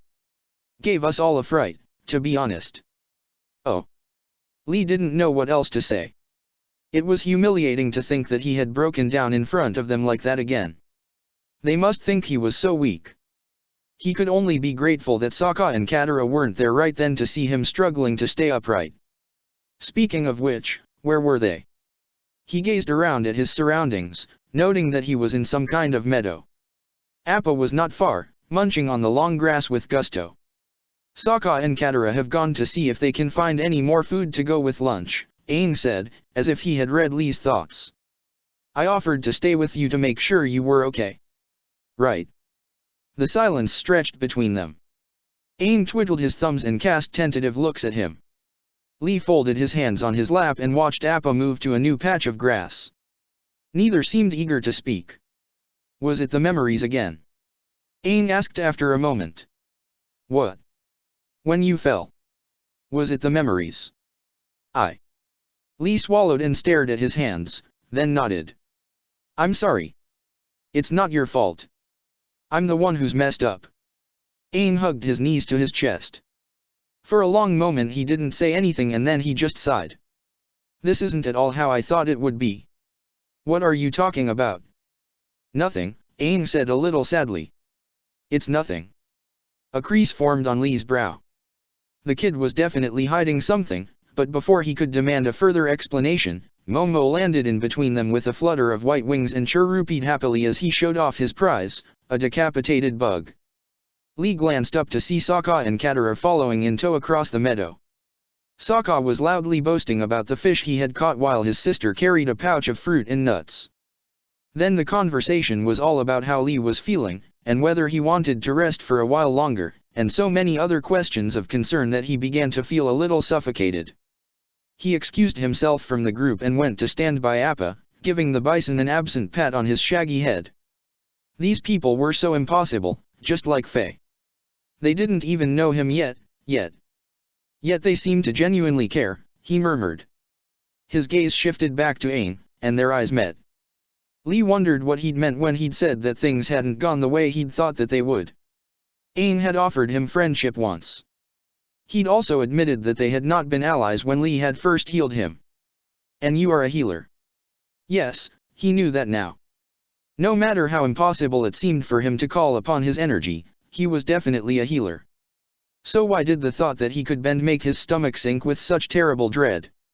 Lee's fingers tightened on the white fur as he stared into those set gray eyes. Well, perhaps there was one person who could give him some answers. Aang was definitely omitting some kind of information from him. He would not rest until he discovered the truth. Chapter 9, Games and Illusions. Mai spared a disparaging glance for the wares being offered on display. The dresses were all shades of greens, pale yellows, and browns. Most of them were also floral. How quaint! Her lip curled ever so slightly and she moved on to the next stall, keeping an eye and ear out for any sign of her quarry and wondering not for the first time how it was that her life had come to this. If she had wanted to stroll around peasant markets that pretended to be upscale while looking at obnoxiously colorful Earth Kingdom clothes and gaudy jewelry, she could have stayed in New Oze with her family. But apparently the old general enjoyed shopping, and it was a fact that much gossip could be heard in a market. Yes, like how Peng got the butcher's daughter knocked up and was now refusing to marry the girl. Such were the joys of peasants' gossip. Such was Mai's torture. Heaving a weary sigh, she continued to make her way down the market lane, repressing shudders at objects that were particularly heinous to her and repressing even more eye rolls at the tedious conversations she was forced to overhear. A gleam of interest lit her eyes as she spotted the blacksmith's shop. Now that looked more promising. She weaved her way through the crowd to examine the projectile weapons, ignoring the smithy's greetings and attempts at conversation. When he tried to direct her to the more ornamental weapons, which he insisted were more suitable for a lady, Mai threw him a flat, dark look, a look that she maintained until he was fidgeting nervously and excused himself to deal with the other customers. The tiniest of smiles graced her lips before she went back to examining the dagger in her hand. As it happened, 2 Fire Nation soldiers were standing beside the neighboring display wall, looking at swords and talking among themselves. She paid little attention to them at first, but her hearing had always been good, and she couldn't help but glance up when she heard Prince Zuko's name. An unfamiliar ache prodded her heart as she thought of the handsome boy with the pale gold eyes. She pushed the feelings aside and instead focused on what the men were saying. "I thought he had been assassinated," the one on the right stated. "His ship got blown up and everything. Rumors are that it was pirates." The other man, who had a ridiculously large mustache, shook his head. "My cousin is part of Princess Azula's firebender entourage and he told me that they found the prince half dead in the ocean about 3 weeks after the siege in the north. In fact, it was Shu who hauled him up out of the water." "But then, how did he die?" Mustache Man finished for him, anticipating the question. The other nodded. Mai edged closer as the soldier's voice dropped to a low hush. "It was the princess," Mustache Man said, casting a wary look around as if afraid Azula might appear any moment and punish him for speaking of the subject. "Struck him right in the chest with lightning, she did, and off goes the prince overboard. They never found the body, but that doesn't matter. No one can survive an attack like that." He shook his head. "It's all being kept hush, hush, of course. The prince was only supposed to be taken back to the Fire Nation to be kept out of the way, so I heard, but you know the princess. She doesn't tolerate people challenging her authority very well." Mai's fingers tightened on the dagger. No, she knew that all too well. "I can't believe she would kill her own brother," the other soldier murmured, his eyes wide with shock. Mustache Man frowned. "Hey, mind you don't go repeating this. We all know what those royals are like, and I'd rather not put Shu's head on the line. The established story is that the prince tried to escape and drowned, got it?" Mai released the dagger she had been clutching, barely hearing it clatter against the display cabinet as she walked away from the blacksmith's shop. Her expression and gait were composed, but inside she was a twisting storm of emotions. Anger, fear, sadness, she could feel it all inside her, battering against her ribs and screaming for release. Azula had killed Zuko. Azula had killed Zuko. The words were a chant in her mind, echoing over and over again. A blur of pink appeared before her vision and she blinked to see Ty Lee smiling up at her. "There you are," the bubbly girl greeted. "Azula wants us to report back to camp." "Finally," Mai said with perfected weariness, not revealing a hint of her inner turmoil. "If I have to listen to one more conversation about how the pig chickens aren't breeding so well this month, I'm going to be sick." Ty Lee giggled. At least we got to shop around a bit, and look at this cute hat I got given. She shoved a pale yellow nightmare at Mai's face, who simply took one look at it and then gave her friend a flat stare. I thought you don't like hats, Mai said. You always said they get in the way of your plate and ruin the natural bounciness of your hair, or whatever. But the tailor's son was such a cutie. I couldn't just refuse his gift. Mai rolled her eyes. Right. Ty Lee didn't seem troubled by this sarcasm and instead started walking on her hands, apparently deciding that feet just weren't doing the trick for her. So, did you get any leads? Only if you want to know about how Peng has got the butcher's daughter knocked up and now refuses to marry her. Ty Lee let out another giggle. Sounds serious. Oh, it is, Mai responded, but her wry amusement faded a second later as she thought of what else she had learned during her sojourn in the market. Without even thinking about it, she slowed to a halt. Ty Lee. What did Angela tell you about what happened to Zuko? Ty Lee flipped back to her feet and her ever-smiling lips drooped into a frown. She didn't say much. Just that he drowned. Mai's jaw tightened a fraction. She told me the same. I still find it hard to believe. I mean, I know he was banished and all, but he was our friend too, you know? It just doesn't seem right. She paused and glanced up at Mai, hesitating a moment. You are doing okay, aren't you?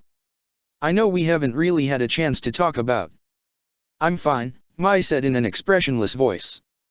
But I haven't seen Zuko for 3 years. I'm hardly cherishing a broken heart now. The words were cold, but that was what Mai intended. She tried to ignore the look of surprise, even disappointment, that flashed in her friend's gray eyes. It was better this way, much easier for her to deal with since she had never liked to wear her emotions on her sleeve or have heart-to-hearts. Besides, she had only been honest. Her crush on Zuko might have seemed everlasting when she was 12, but then he had got banished. He had vanished for 3 years and all her feelings had got mixed up in the process. She didn't know what she felt for him now, but she did know that she hated the fact that Angela had been the one to kill him.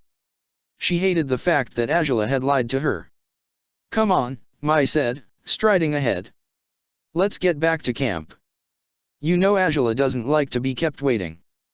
Ty Lee could not argue with this statement, though it was obvious that she was still bursting with questions. She had enough tact to keep her thoughts to herself, however, for which Mai could only be grateful. Mai was already regretting bringing up the subject of Zuko, no matter her desire to know if she was the only one who had been lied to, because she did care about what had happened to him. That was a dangerous thing. Mai had learned long ago that feelings were better kept hidden, they had to be protected and locked away, because feelings could get you hurt. Especially when you were friends with Angela. The princess had always loved to play games. Perhaps that was why Mai wasn't surprised when she was later summoned to Angela's tent for a friendly chat. She should have known that Ty Lee wouldn't be able to resist telling her of their discussion. Not that Ty Lee would have realized the significance of what she had done. Her motives would have been innocent. Mai could almost hear the words. I'm really worried about Mai. She was asking about Zuko earlier and then Angela would smile that sharp little smile because, unlike Ty Lee, she would know that Mai would not bring up the subject of Zuko's death for no reason. She would know that Mai must have heard something in the market, something that might just reflect back on the princess in a poor light. So Mai had been summoned and now they sat facing each other in the grand tent, sipping tea and pretending as if they weren't trying to pick each other's brains apart. As if this wasn't really an interrogation but the friendly chat Angela had claimed.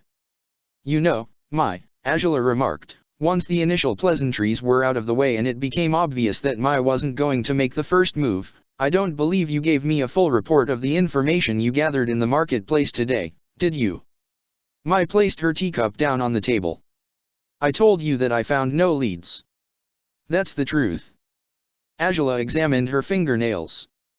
Yes, but I'm not talking about new leads. The rest was just peasants' gossip. An indifferent shrug. I didn't think you would be interested in that. And what about soldiers' gossip? Tawny eyes locked with Amber. I didn't think you would be interested in that either.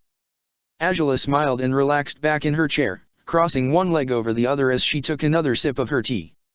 She let the silence linger between them, perhaps hoping to make Mai squirm and fall into the trap of revealing her true thoughts.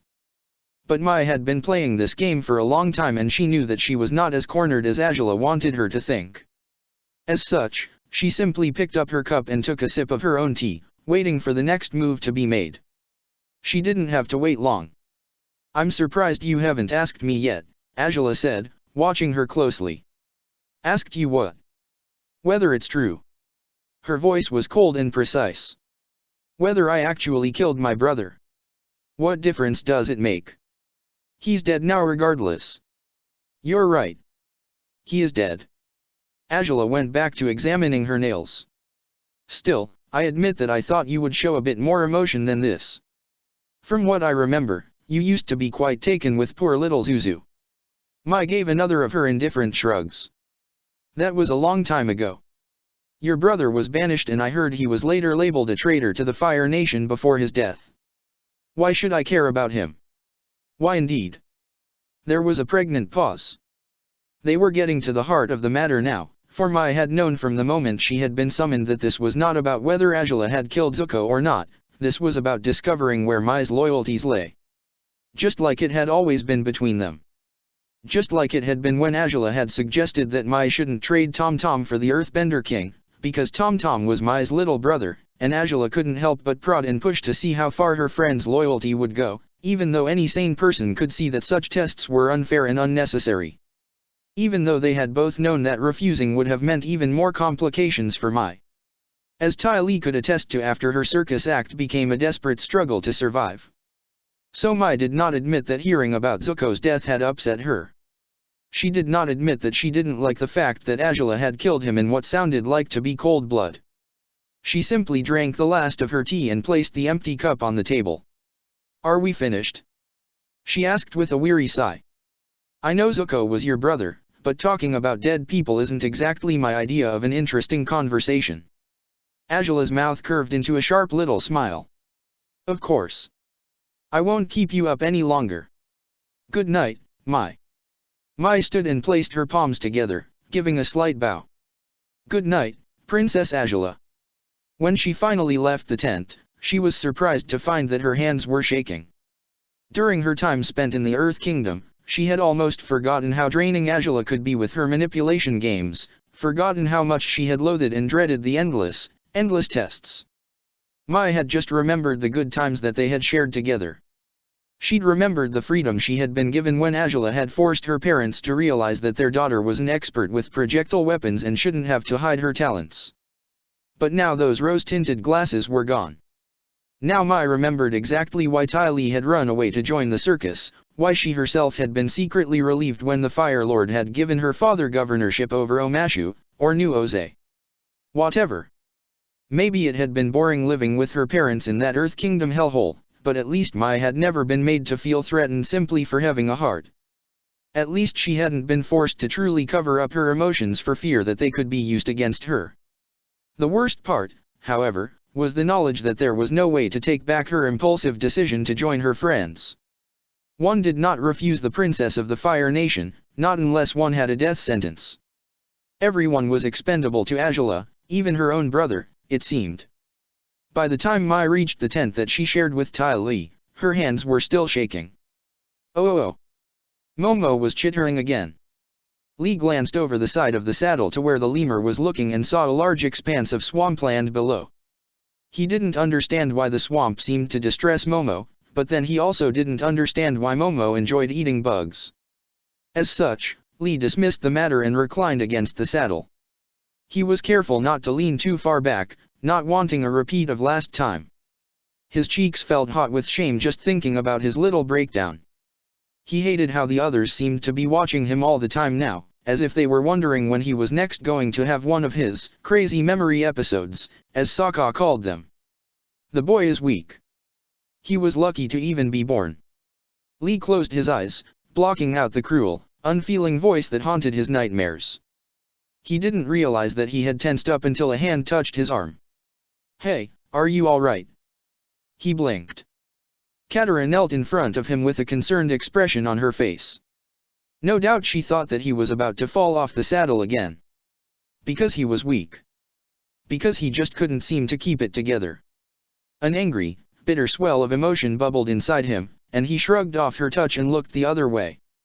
I'm fine. Lee. I said I'm fine. You don't need to coddle me like a baby. You're not my mother, and I'm more than capable of taking care of myself, so just drop it. She let her hand fall back to her side, biting her lip and looking more than a little hurt at his outburst. Lee didn't need to look to know that Sokka and Aang were both staring at him, perhaps wondering why he had started shouting. Something twisted in his stomach, tangling into knots. Damn it, why did he always have to lose his temper? I'm sorry, he said in a much softer voice. I didn't mean I'm just. He sighed and lowered his head. I just need some space, okay? Katara stared at him for a long moment. Okay, she said quietly, but, Lee.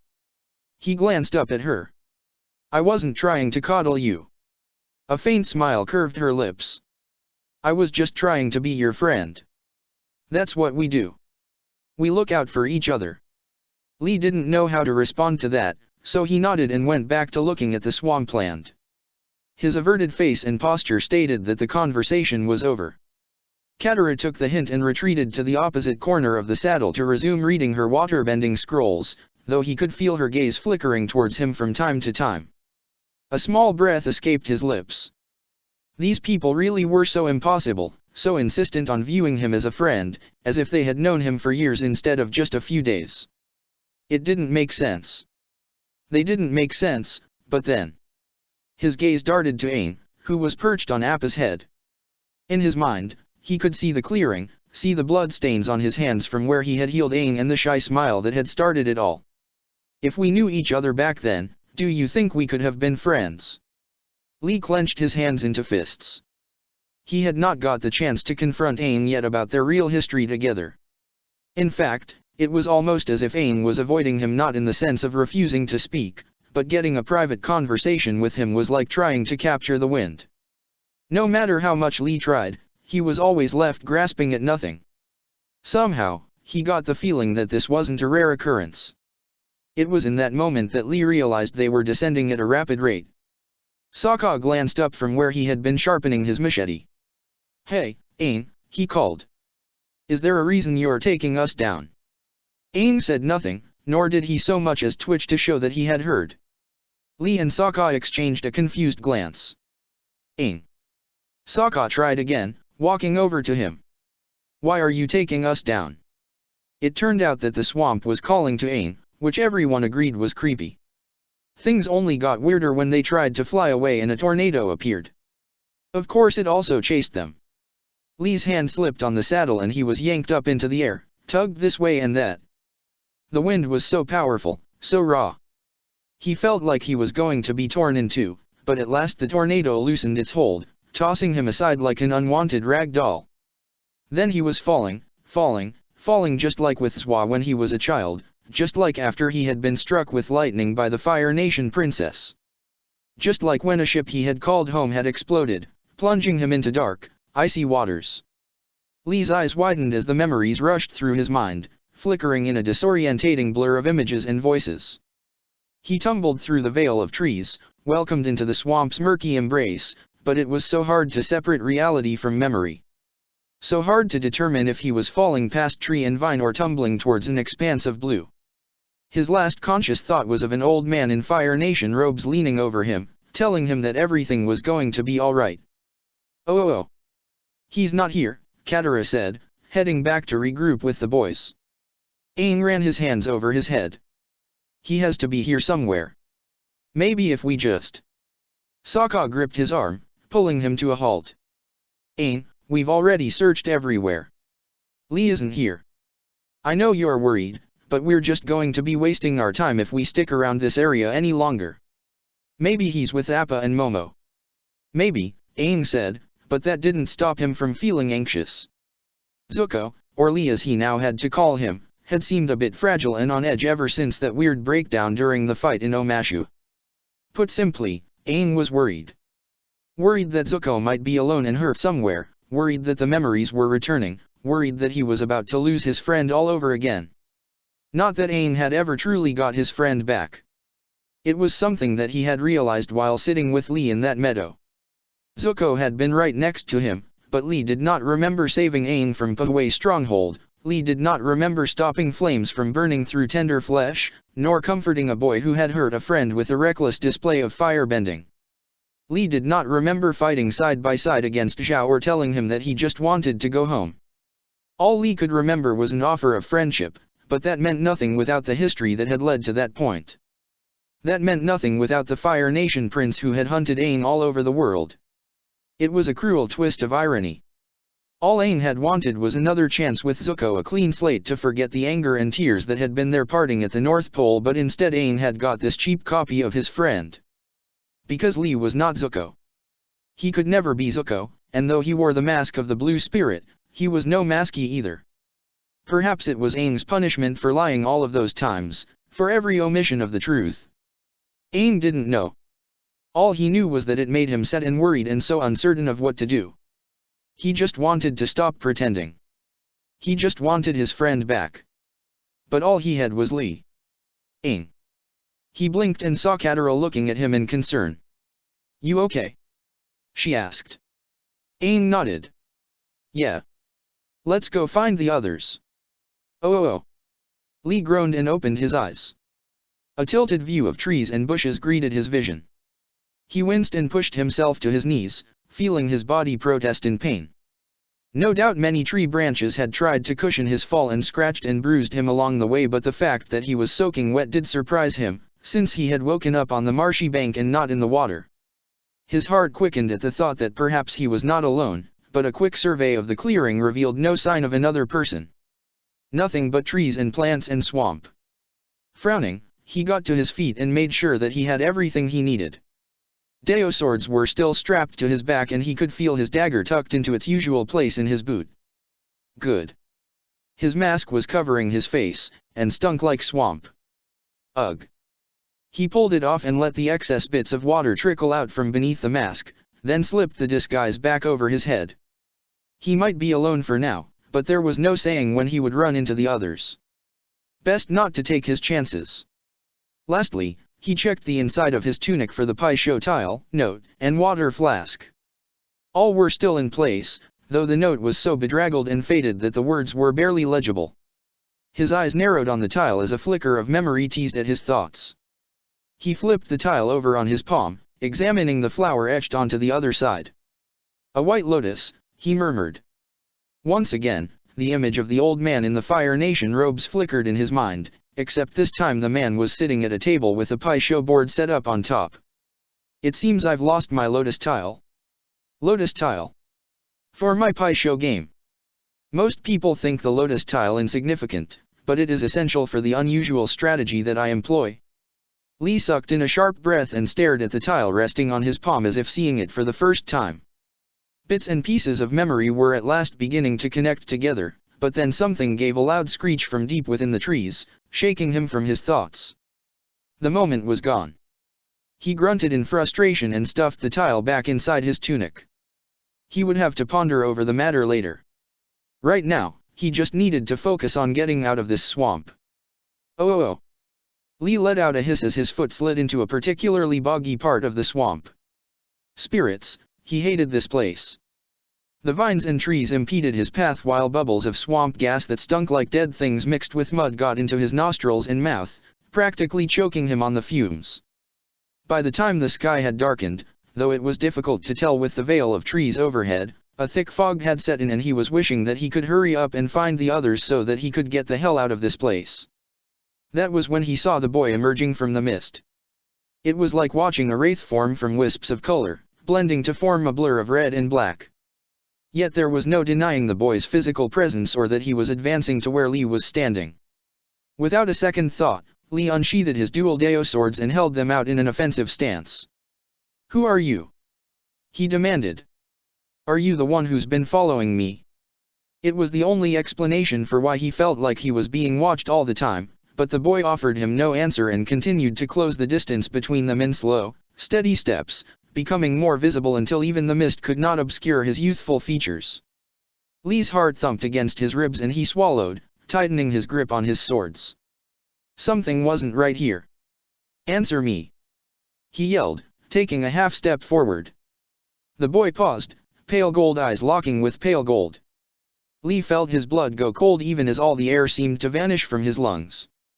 It couldn't be. There was just no way. What is this? He whispered, backing away in horror. Who are you? She told you not to forget, the boy said in a voice that sounded at once distant and piercingly close. She told you to never forget who you are. Lee shook his head and backed up another step, feeling like his heart was about to leap out of his throat. He'd seen this boy before in his memories, a boy with dark hair and pale skin who wore robes of the finest quality. A boy who had somehow become scarred and alone, hiding behind a blue mask to cover up what he did not know. She told you not to forget, the boy repeated, still in that faraway but piercing voice. Why did you forget? I don't know, Lee whispered. I don't know what happened. I don't know anything. She told you not to forget. Lee squeezed his eyes shut. Please, he begged. Tell me who I am. There was no answer. He opened his eyes and saw that the boy his younger self was fading back into the mist. No. Lee shouted, sheathing his swords and running after the figure. Come back. Please.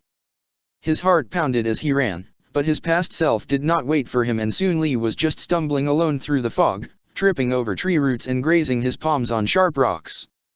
A voice whispered to him that he needed to calm down before he hurt himself, but Lee was beyond reasoning now. He had to find that boy again. He had to know the truth. Suddenly, his foot hooked on something and he fell flat on his face, landing with a splash in the boggy water. Trembling, he curled his fingers into the mud, pushing himself to his knees. The fog wasn't as thick in this part of the swamp and a glint of moonlight managed to slip through the canopy overhead, making the water he was kneeling in glow with a silver light. On the surface, Lee could see the faint outline of his mask, blue and white swirls forming a demonic grin. This was the face of the blue spirit, but it was not his face. It was not his identity. Who am I? He whispered. His fingers reached for the mask, pulling it away to reveal a young man whose countenance was divided between scarred flesh and smooth, angular features. A young man who was undeniably Fire Nation. She told you not to forget. Needles of pain pierced his mind, whispering of forgotten truths in a woman with dark hair and amber eyes. His mother. Please, my love. Listen to me. Everything I've done to protect you. No matter how things may seem to change, never forget who you are. Never forget. Lee let the mask slip from his fingers. In his mind, he could still see the images flashing before his eyes, still hear the snatches of conversation. The memories tortured and soothed him, drawing him into a world of pain and fire. A world of love, loss, and regret, but they were still just fragments. They were always just fragments, blurred and skewed as his own identity, and now they were coming faster, like lightning dancing through his thoughts. Now he was trembling and clutching his head, trying to make it stop, because it was too much, too fast, and he was just in so much pain. The boy is weak. He was lucky to even be born. Lee bit down on his lip, drawing blood so that all he could taste was copper and salt. There was a man walking towards him on a stone arena, a man with features similar to his own, except this man's eyes were a darker gold. He mouthed words that Lee could not hear and raised a fist wreathed in flames. Hot, burning flames of orange that would sear through flesh stained with tears. So many tears. Everything is going to be all right, nephew. A shuddery gasp. A stuttering heartbeat. Then an old man touched his face, not with a burning fist, but with a gentle caress. Everything is going to be all right. Lee didn't notice when he hit the ground, limp and with his fingers just touching the edges of his mask. He didn't notice when two men wearing what looked like loincloths made out of leaves knelt beside him, prodding his side and declaring him still alive. Nor did he notice when they lifted him up and carried him back to their boats, settling him down in one before propelling their vessels down the swampy river with water bending. Instead, he saw that same old man in Fire Nation robes leaning over him, telling him that everything was going to be all right. He saw his uncle. Chapter 10, Thin Ice. Aang's body was still tingling from where he had connected with the banyan grove tree to discover his missing friend's location. For a moment he had ceased to exist as a single entity, he had felt the life force of the whole swamp pulsing through his body as if he were not just made of human organs and limbs but also leaves and roots. It had been a strange and wonderful experience, yet there had also been something else. A shadow lurking amongst the rush of energy, like a shiver of the otherworldly caressing his soul. Like a part of him had stepped into the spirit world. Everything is connected. The words had echoed in his mind, but then he had seen the vision of Appa and Momo being captured by a group of men wielding nets, and whatever new epiphany he had been about to make had been replaced with fear and anger. Aang had not wasted another second. After breaking his connection with the tree, he had told the others they had to hurry, and with that they had all raced off to save their missing companions. As it turned out, no rescue attempt was needed. The swamp benders were delighted to find that Katara was also a waterbender, even going so far as to call her kin. Instead of having to do battle, Aang and the others were invited to come back to their village and have dinner. Even if we can't have Limo and that fellow with the 6 legs, we got some good possum chicken and grub that'll do just as well, the swamp bender named Tho said with a grin. Sounds good to me, Sokka said with a shrug. Aang, Katara. Food would be nice, Katara agreed, clutching a hand to her rumbling stomach. Aang nodded, if a little distractedly. There were 2 boats floating on the water. Well, make that one, since he had pretty much destroyed the other, and while he had managed to free Appa and Momo, there was no sign of Lee.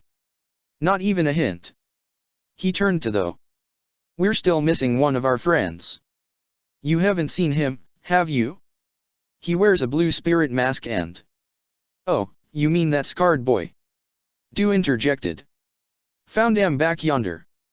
Lifeless as a stuffed cat gator, he was, and I said, Tho, I think this boy be dead, and then... What? Aang exclaimed. We realized he was still breathing, Do continued, causing Aang to sigh with relief. So we got Bo to take him back to the village. So he's there now? Aang demanded. Yes, but... Then let's go.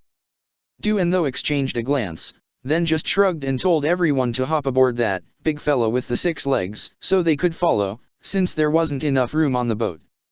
Once this arrangement was settled, the group took off down the river at a rapid pace. For Aang, it could not be fast enough. His stomach felt like it had twisted itself into one giant knot of worry, for he had not missed the fact that Du had described Lee as that scarred boy. That meant Zuko was no longer wearing his mask. Aang didn't want to consider the implications of what that might mean. It was bad enough just knowing that Zuko had been found unconscious. By the time they reached the village, Aang was practically bouncing on his feet in his desperation. He leapt from Appa, glancing about the settlement as if he expected Zuko to magically appear. Instead, a scattering of huts raised on wooden stilts greeted his vision like grassy domes that had sprouted up from the earth. There was a blackened patch of dirt in the center of the village where he assumed a bonfire must usually burn, and around that stood a group of men and women dressed in various bits of green cloth and leaves. Aang would have dismissed the group entirely had he not seen one of the men slip a blue mask over his face and then strut a pose as if to demand of his fellow swamp folk what they thought of his new fashion statement. Hey, Sokka said, isn't that the blue spirit's mask? Katara finished for him. Aang's cheeks flushed with anger. What have you done to Lee? He shouted, raising his staff in a threatening gesture. Lee. The swamp bender responded, raising the mask from his face and pursing his lips. Oh, you must mean that scarred fellow we found while hunting. He pointed to one of the huts. He's in there just. But the swamp bender never got to finish his sentence.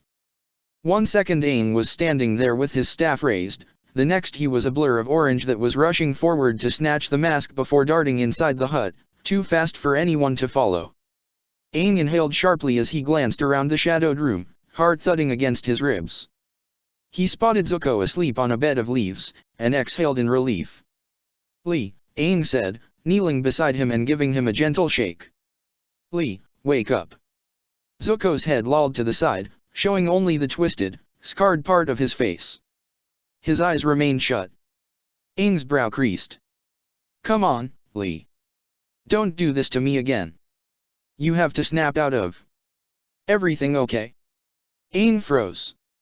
Heart thumping, he quickly slipped the mask over Lee's face and was just fastening the ties at the back to make sure the disguise would not fall off when Sokka and Katara strode fully into the hut. Katara knelt beside Aang in an instant, already reaching out for Zuko. What happened? Is he hurt? She paused when she saw the grinning swirl of blue and white. Oh, you put the mask back on him. Aang bit his lip, lowering his gaze. It's just better this way. He wouldn't want you to see his face. Because he's scarred? Sokka asked, folding his arms and staring at Zuko with a thoughtful glint in his eyes. That's what that swamp guy said, right? Aang swallowed. His heart felt like it was going to force itself out of his throat. I don't know. He forced a shrug. Maybe. Katara trailed her fingers over the painted wood. He can't think that we would care about that, can he? Beads of sweat started to form on Aang's forehead. Why did they have to keep asking him about this? He didn't want to lie, he really didn't. And there was a soft groan from the bed of leaves. All eyes fixed on Zuko, who made another pained noise and then raised a hand to his head, swaying slightly as he pushed himself into a sitting position. Easy there, Katara said, reaching out to steady him. He shrugged off her touch with a sharp, jerky movement. Something about the reflex made Aang's stomach twist in unease. It whispered of a boy with a scar, so tense and defensive. Without realizing it, Aang was standing and putting some distance between the two of them. Unfortunately, the motion only drew attention. You, Zuko growled, getting to his feet. Aang's heart thudded against his ribs. Zuko advanced in swift, purposeful strides, completely ignoring the Water Tribe siblings. What aren't you telling me? He hissed, grabbing Aang by his collar and shoving him against the wall. Aang's eyes widened. Lee, please. Tell me the truth. A sickly fear was turning in Aang's gut, reminding him of all the lies he had been telling, all the truths he had been omitting. He didn't know how to respond. He didn't know if he even should respond, but then a hand clamped down on Zuko's shoulder, yanking him away. What's wrong with you? Sokka demanded. Have you gone insane? Zuko made a frustrated sound and pointed his finger at Aang. Ask him if he hasn't been lying to me this whole time. Ask him if he doesn't know the truth about my past. Katara stepped forward, reaching out to him with a tentative hand. Lee, you need to calm down. I know you're upset, but... No, Aang said in a small voice. He's right. I haven't been entirely honest with him. A strained silence followed this admission. Aang risked a glance at Sokka and saw his surprise and disappointment. It was the map incident all over again, and it made the writhing knot in Aang's stomach give a painful twist, but it was too late to take back his words now. Sucking in a deep breath, he turned to face Katara, though he was careful to avoid Zuko's gaze. I'm sorry, but could you guys give us a minute? Aang asked softly. I need to talk to Lee alone. But... Please, Aang said, meeting her eyes. Katara stared at him for a long moment. She was the only one who had known that he had been keeping information from Zuko, for it was she who had overheard him talking in the tent that day after the fight in Omashu. He knew that she had not approved of his decision then, and it was clear by the downward tilt of her mouth that she was still unhappy. It was becoming more and more obvious that he was keeping secrets from all of them and that his request was simply another attempt to evade a confrontation. Aang wasn't proud of his behavior, but just the thought of how his two friends might react if they knew Lee's identity had him grasping for any straw, any chance to keep the truth from them for a little longer. Just a little longer. Gran always told me that keeping a secret from someone is like walking over thin ice, eventually it's going to crack. The warning echoed in his mind as clearly as if Katara had spoken aloud, but he simply gave her a pleading look, begging her to give him more time. Just a little more time, and then he would tell her and Sokka everything. Please, he silently urged. Katara let out a small breath. Fine, she said, turning away. Come on, Sokka. What? But... If Aang wants to talk to Lee alone, we'll let him talk to Lee alone. Sokka opened his mouth to retort but then groaned in resignation and followed his sister out of the hut. Zuko did not move, but his shoulders were hunched in tension, and though Aang could not see his expression, he could feel the intensity of those golden eyes. Suddenly, It was very hard to look at the blue mask, let alone stand in the hut with Zuko. When were you going to tell me the truth? Zuko asked in a low, bitter voice. Or did you just hope that my memories wouldn't return so that you wouldn't have to deal with the issue? Aang winced and lowered his gaze. I didn't mean for things to get this out of control. I was only trying to. Trying to what? Why would you act like I was your friend when you knew I was your enemy? Aang squeezed his eyes shut. Because I never wanted us to be enemies. A sharp intake of breath. What? You saved my life. I couldn't just forget that and. So you thought you'd pretend I was your ally? No, no. Aang exclaimed, moving his hands in a gesture of denial. It wasn't like that at all. You actually did help me a few times and I thought we were coming to an understanding, but then. He trailed off, remembering what had happened at the North Pole. Remembering how furious and unforgiving Zuko had been. But what? Tell me. Aang just shook his head. He didn't know how to explain. He didn't even want to explain, for he knew it would be the end of their tentative friendship. So many things had gone wrong at the North Pole. Just thinking about that day made fresh bruises swell on his heart, painful and throbbing. He didn't want to relieve it, and he was just so worried. It was obvious that Lee hadn't regained all of his memories. What if Aang just made things worse by being honest? What if it wasn't even necessary? The ice was cracking all around him now, he could see that, but maybe there was a chance to salvage the mess. Maybe there was still a way to fix this problem without having everyone hate him. Without Zuko hating him. Zuko made a frustrated sound at Aang's silence and turned the other way. Just tell me the truth, Avatar, he said flatly. It can't be any worse than what my memories have already shown me. Aang perked up at that. What did they show you? Zuko's shoulders slumped as he gazed down at his hands. I think I saw my home. It was in the Fire Nation and there was a woman there. My mother. She took care of me, but then she was gone and there was this man who. He struggled for a moment and a shudder went through his body, even as he reached up to touch the mask that covered his face directly where Aang knew the scar would be. Frowning, Aang opened his mouth to ask if Zuko was okay. I was banished, Zuko said in a low voice, speaking quickly now. I don't know why, but I had to leave. I traveled on a ship with my uncle and I was searching for something I think, but then the ship got blown up and after that I guess I just. He gave a twitchy sort of shrug. Lost your memories, Aang finished for him. Silence stretched between them, tense and almost tangible. What aren't you telling me, Avatar? Zuko repeated in a hoarse voice. I know there is more to this than what my memories have shown me. Aang bit down on his lip and dropped his gaze to his feet. I don't know what to say. How about the truth? You owe me that much. You don't understand. I was never trying to hurt you. I just wanted to. Enough. Zuko cried, slamming his fist against the wall. I don't care what you were trying to do.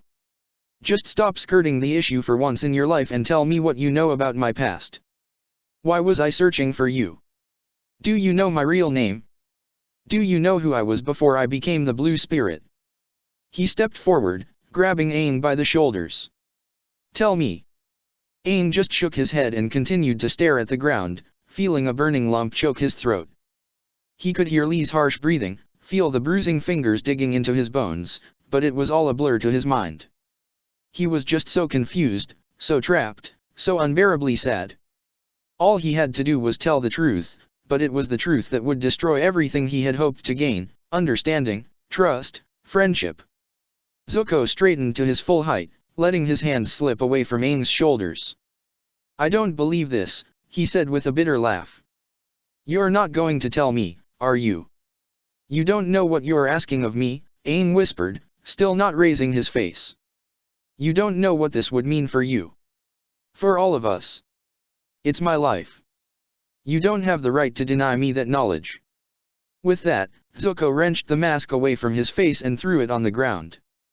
Aang's eyes widened as he saw the grinning mask clatter into view, disturbing some of the scattered leaves until it stopped at his feet.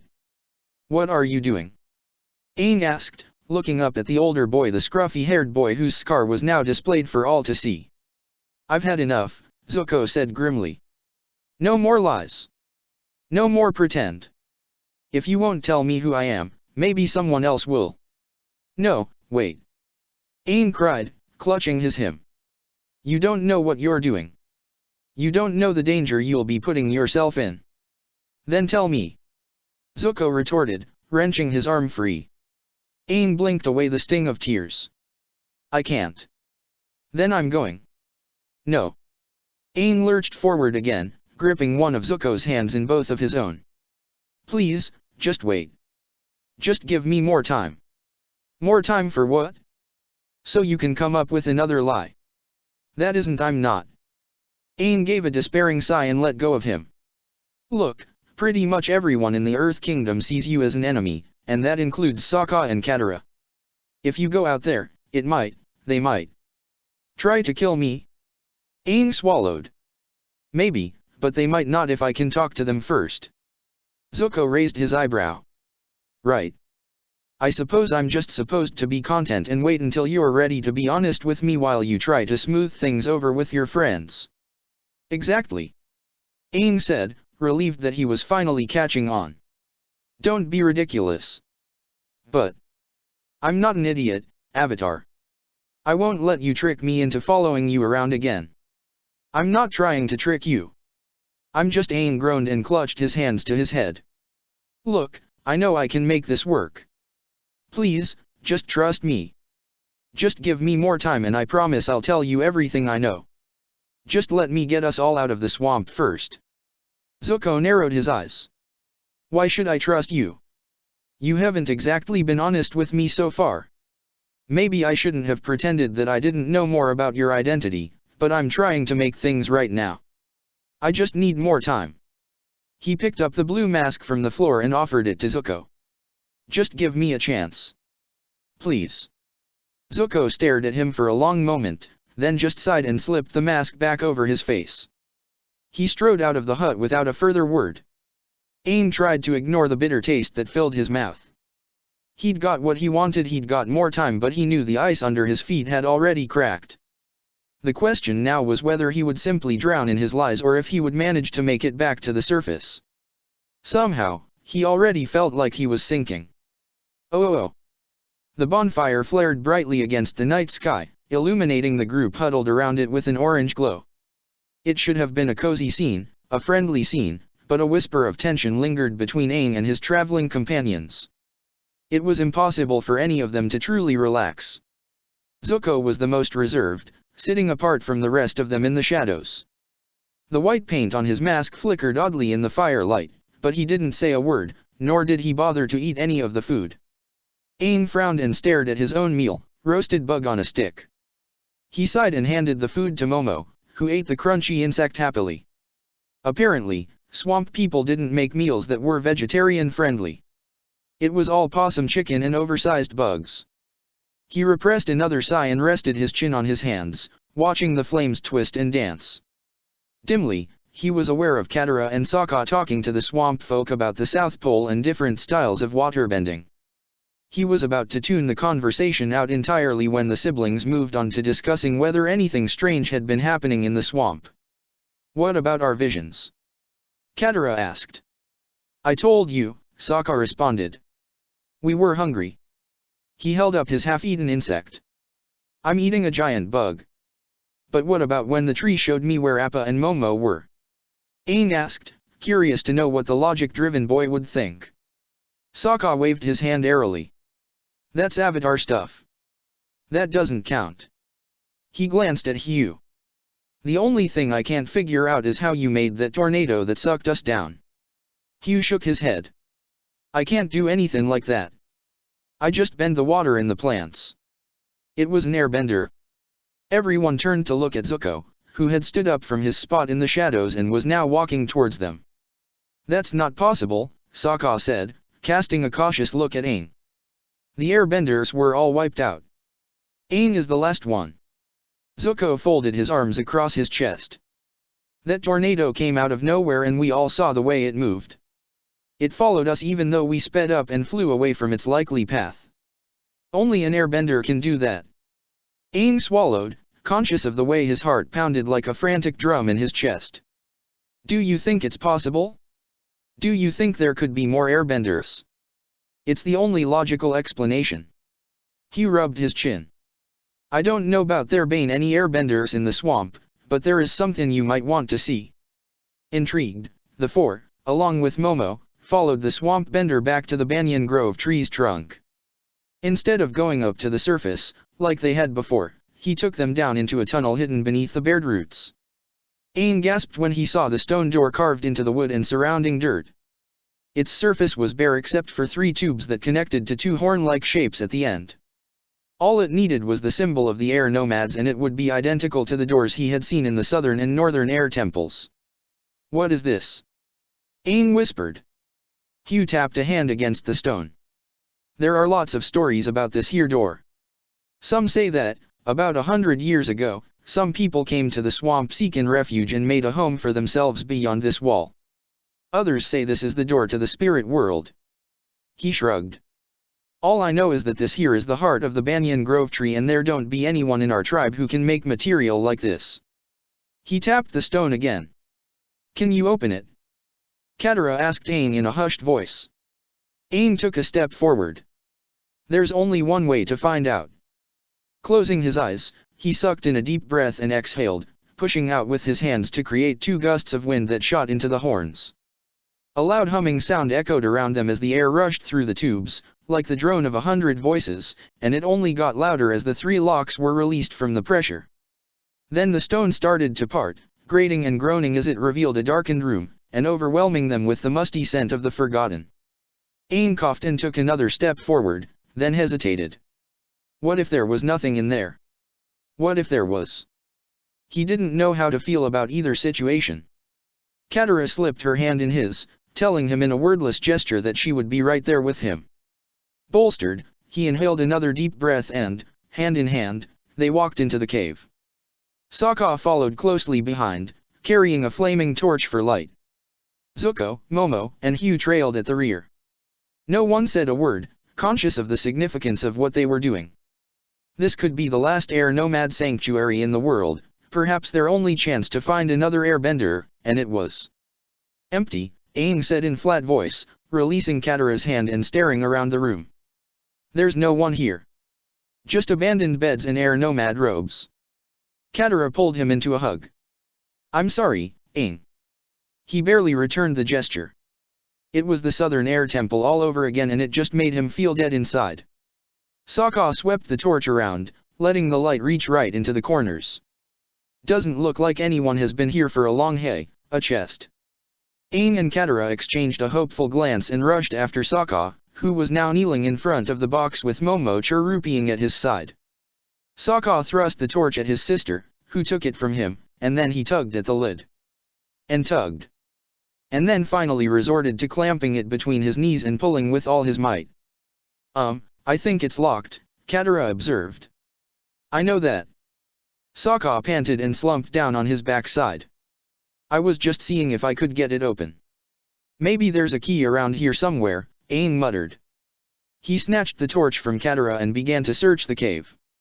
Sokka rested his elbows on the box. It'll be small. Most likely brass, like the lock. Aang nodded and continued hunting, however, even after he had searched every nook and cranny, as well as every robe and bit of cloth, he couldn't find any sign of the key. Monkey feathers. He cursed, swinging back around to face the others. What are we going to do? Katara pursed her lips in thought. We could always try breaking it open. Right. Sokka exclaimed, and raised the box to crack it against the ground. Zuko stepped forward from where he had lingered beside Hugh. Wait, I think I have an idea.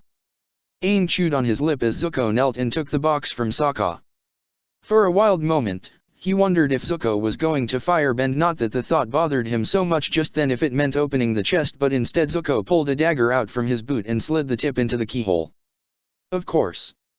Sokka exclaimed, smacking his palm against his forehead. Why didn't I think of that? Zuko said nothing and continued to wiggle the blade around until there was a small click. Aang held his breath as the lid was lifted and revealed rolled up pieces of rice paper. Scrolls, Katara said softly, peering over her brother's shoulder for a better look. "It's a box of scrolls." "I was kind of hoping for treasure," Sokka mumbled, looking a bit disappointed. Katara narrowed her eyes. "What?" Sokka said with a shrug. "Don't deny that you weren't thinking it as well." Aang didn't see Katara's reaction, as just then Zuko held the chest out to him, presenting it on bended knee as if it really were some grand offering to a king. Zuko didn't say anything, but then he didn't need to. Despite everything that had happened between them earlier that day, both recognized the sacredness of this moment. Heart quickening, Aang handed the torch back to Katara and reached into the box to pull out the scrolls.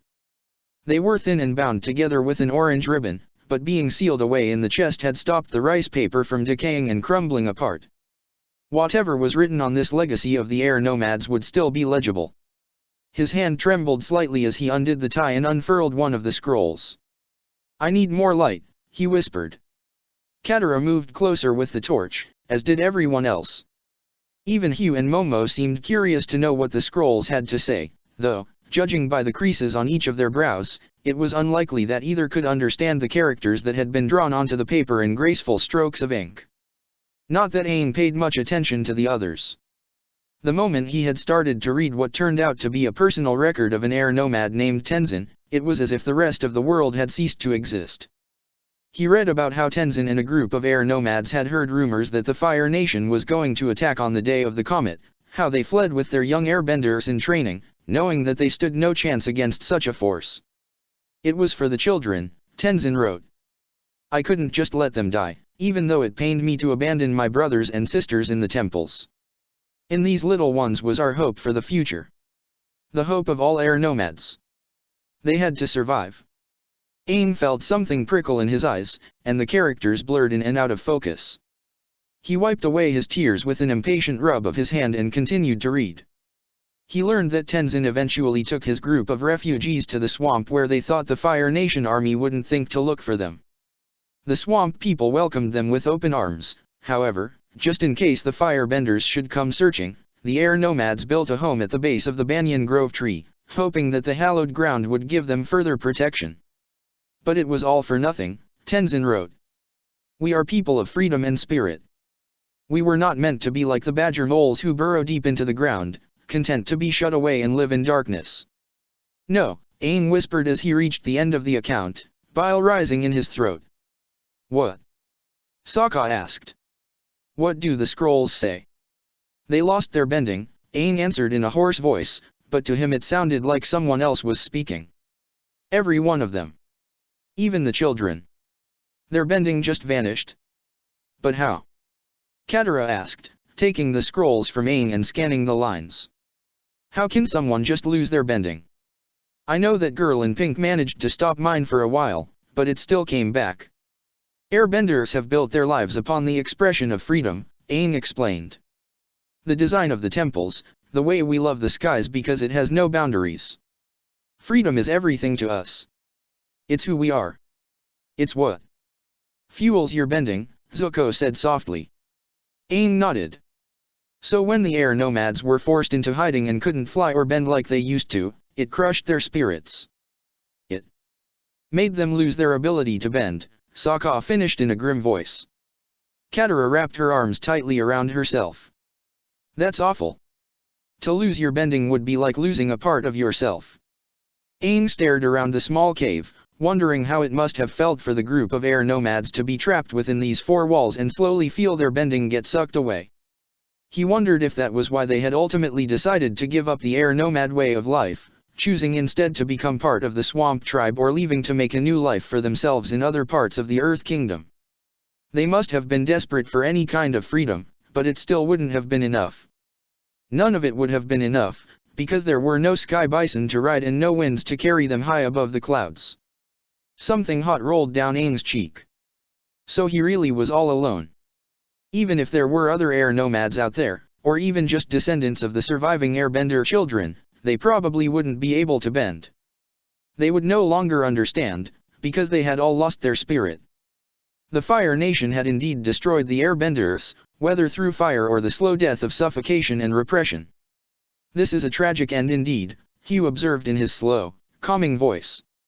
"I never knew None of us knew, Aang responded hollowly. I thought I had hoped. We know, Aang, Katara murmured, hugging him close. I'm sorry. I'm so sorry. Sokka wrapped his arm around both of them, completing the circle. Even Momo joined in, tucking himself around Aang's neck like a scarf. I don't understand, Zuko muttered, staring at the scrolls. If there are no airbenders left, who made that tornado? Aang pulled away from his friends and wiped the tears from his cheeks. I think I know. It's like Hugh said. He gave a nod to the swamp bender. Everything is connected. Sokka scratched his chin. Come again. Time and death are just illusions, Hugh said with a placid smile. We all share the same roots, just like how the swamp started from a single banyan tree, Sokka cut in.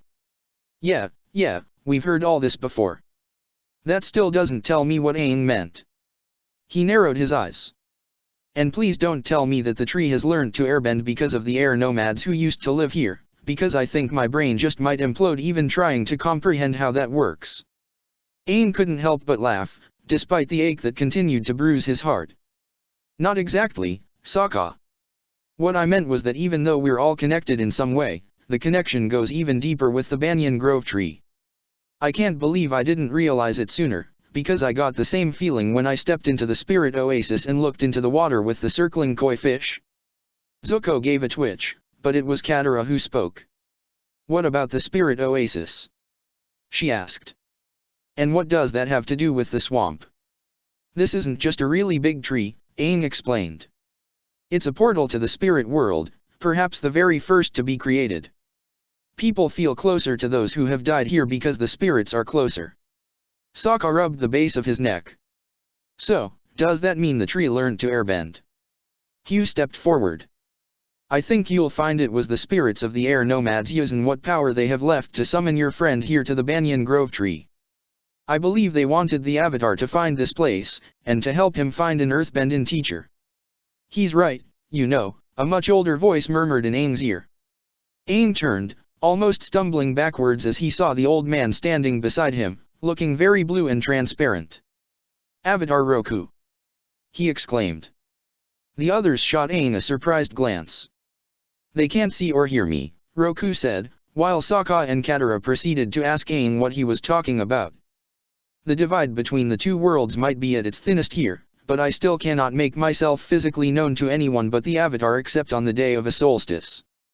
Oh. Roku smiled, though the expression was tinged with sadness. I know it has hurt you to see this place, Aang. You were hoping that you would find more airbenders here, weren't you? Aang's shoulders slumped. Yes, he admitted, slipping into the silent form of his spirit self. I saw what had happened at the southern and northern air temples. I knew that everyone was calling me the last airbender, but I just... His voice cracked a little. The world is so big, Roku. I was so certain that some of them had to have escaped. And so they did, but those who were meant to fly cannot thrive in a small cage. I know. Aang stared down at his feet. I read Tenzin's scrolls. I know they lost their ability to bend while trying to hide from the Fire Nation. Then you understand why the spirits of the air nomads summoned you here and why they showed you a vision of the girl who will become your earthbending teacher. Aang shook his head. He could only guess, but he wasn't certain. Balance, Aang, Roku gave him a much fuller smile. That is the key. By defeating the Fire Lord, you will restore balance to the world. The spirits of the air nomads have been grieving all this time. They wait for when the skies will be a place of freedom again. Aang's eyes glistened with hope.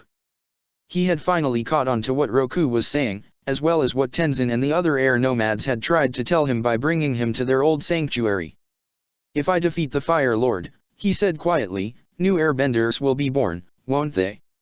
I believe so. There may even be people in the world right now who have the ability hidden dormant inside them, but first you must restore balance to the world. You must master the elements and defeat the Fire Lord before the comet arrives. It is the only way.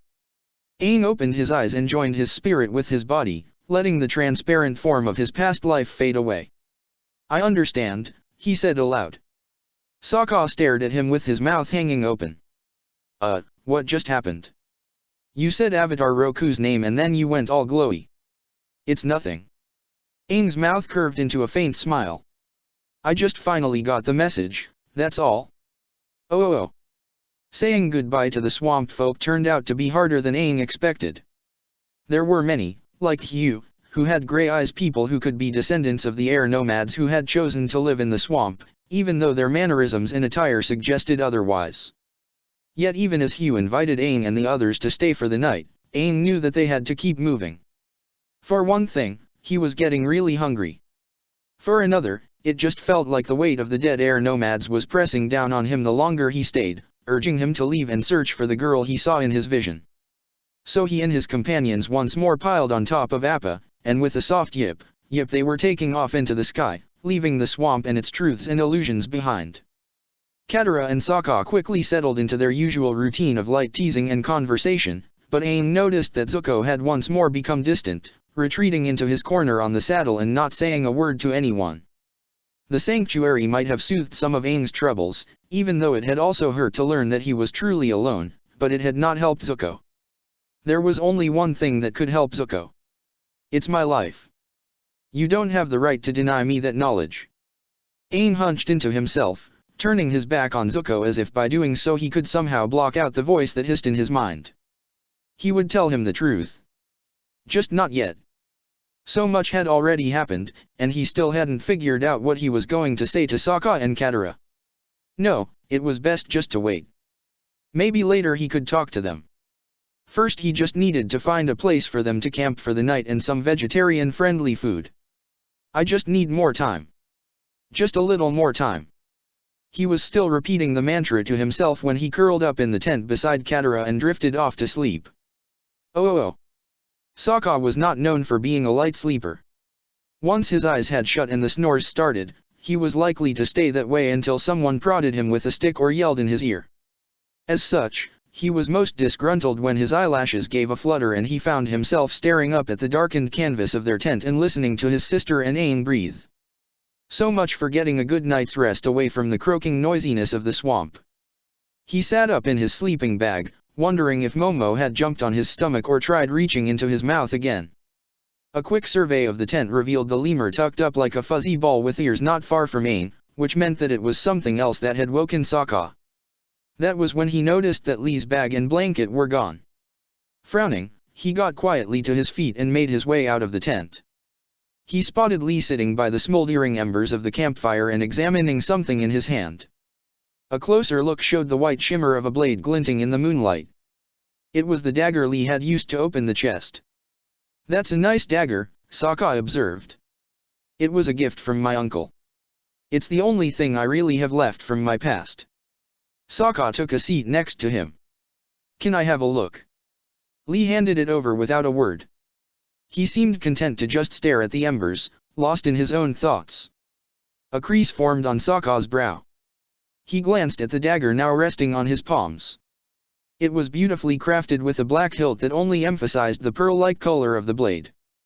He ran his finger over the characters that had been etched on either side. Made in Earth Kingdom, huh? Sokka said with a chuckle. Someone's idea of a joke. Lee just shrugged. I don't think I ever really paid much attention to that inscription. No, Sokka mused, flipping the blade over. You do seem more of the never give up without a fight type. Lee made a non-committal sound. It was obvious that he was thinking about other things.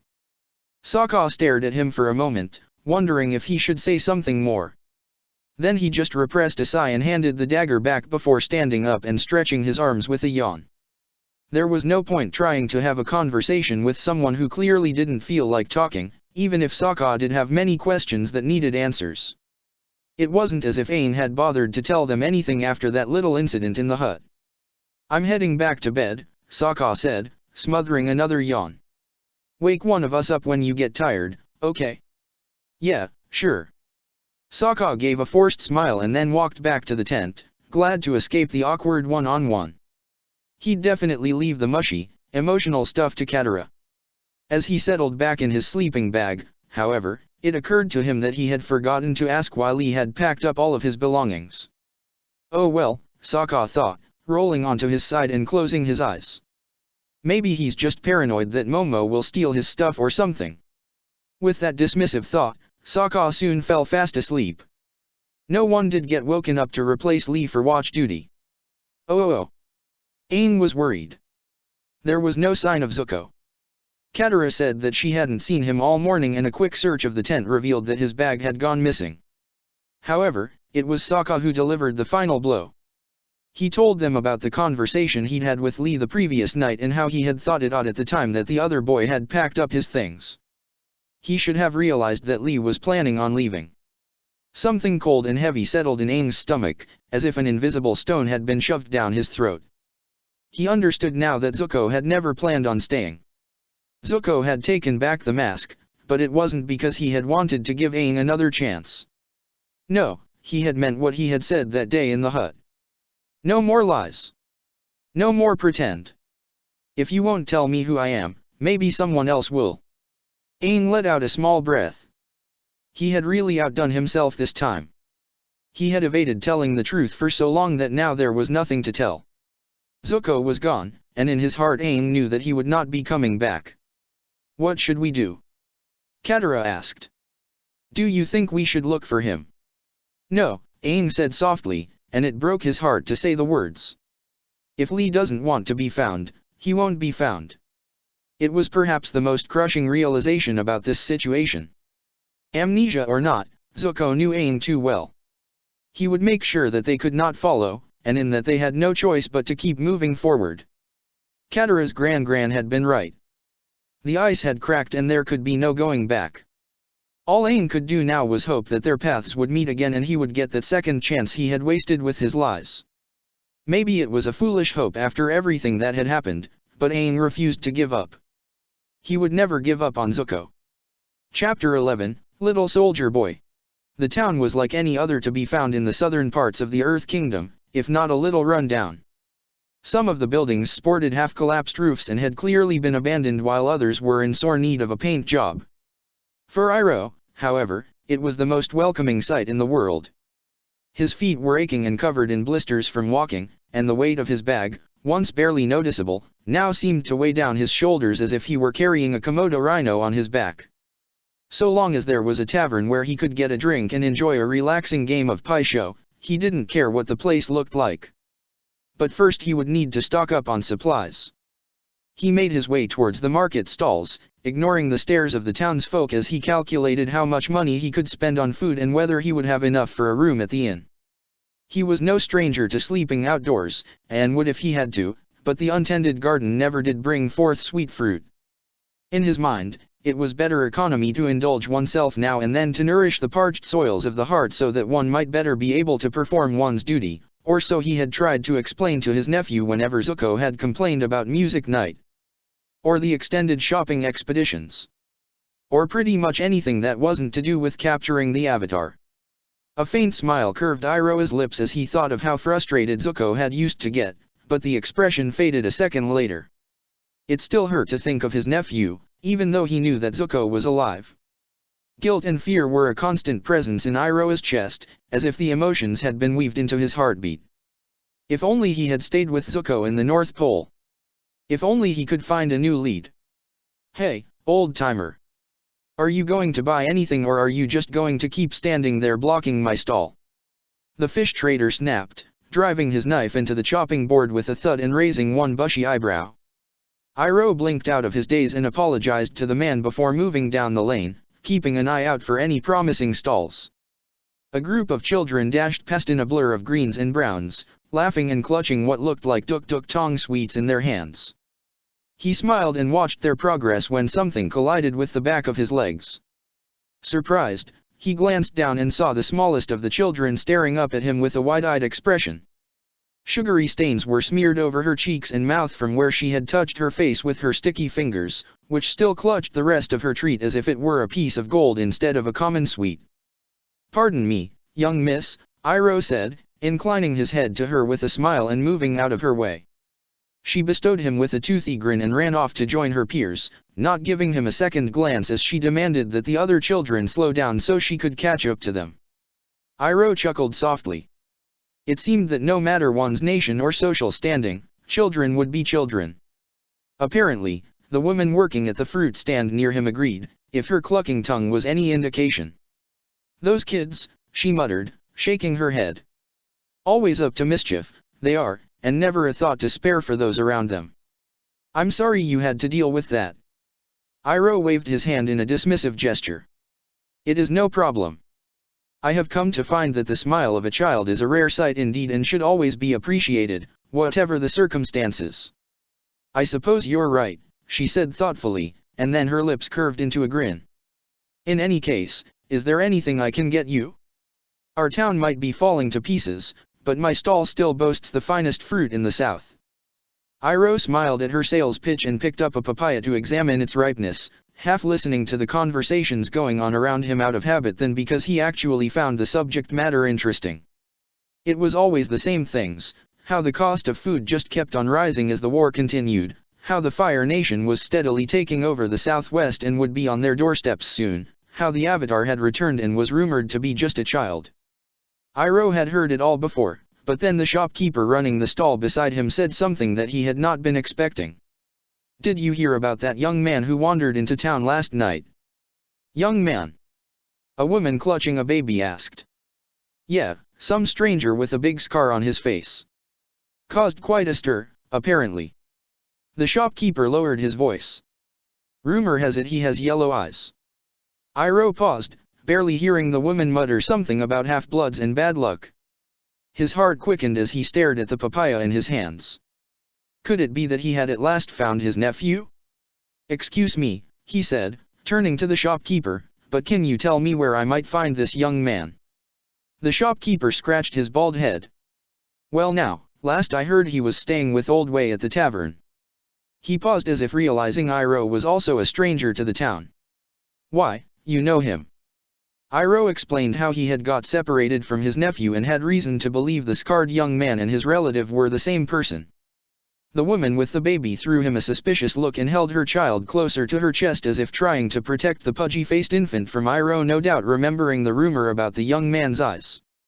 He wondered what she would have done if she realized the color had not signified half-blood but Fire Nation prince, and that he himself was the legendary dragon of the West. It was an amusing, if somewhat sad, thought, but he didn't allow himself to be sidetracked.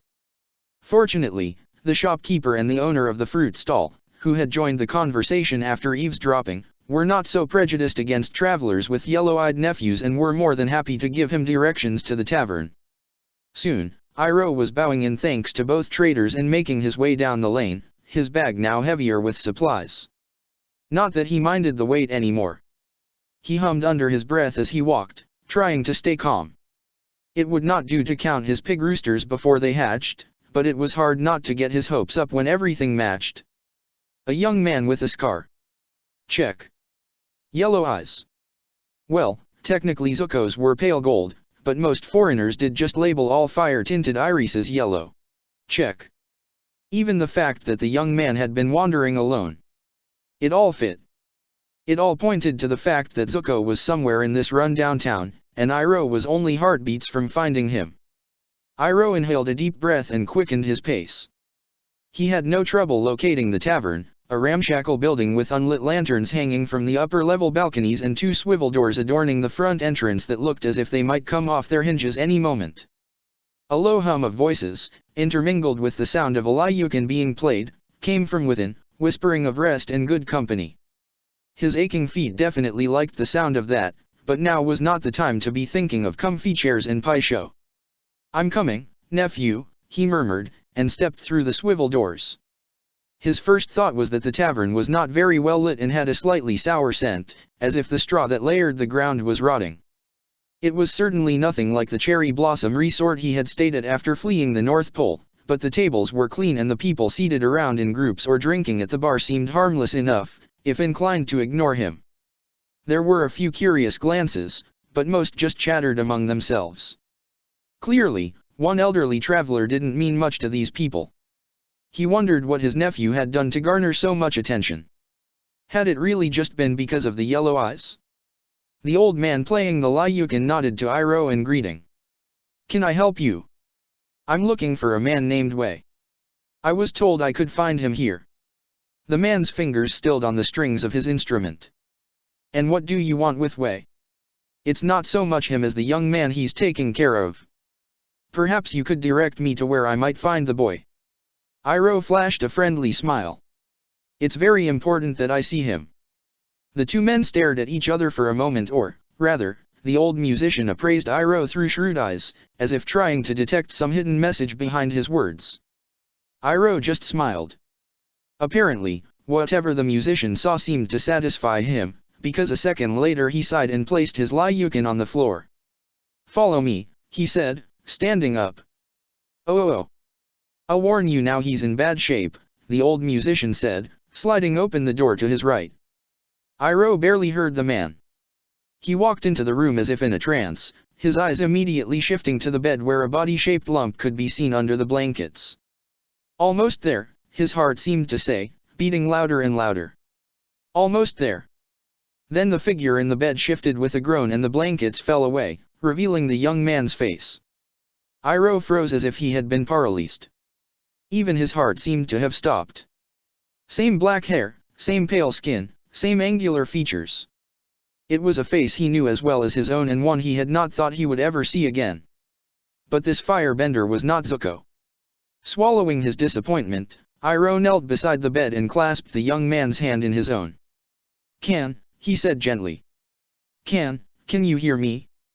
Can stirred, his eyelashes fluttering like broken butterfly wings as he struggled to open his eyes. Or I.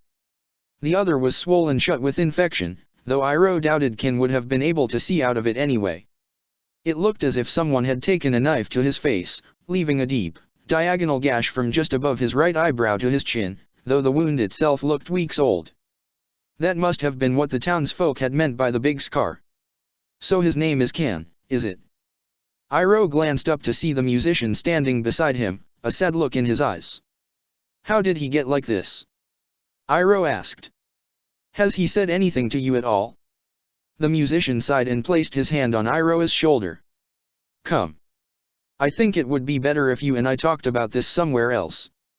Iroh's gaze flittered back to Kin, who was shifting weakly in the bed and making pained little groans as if trapped in some nightmare where he was stuck fighting the same losing battle.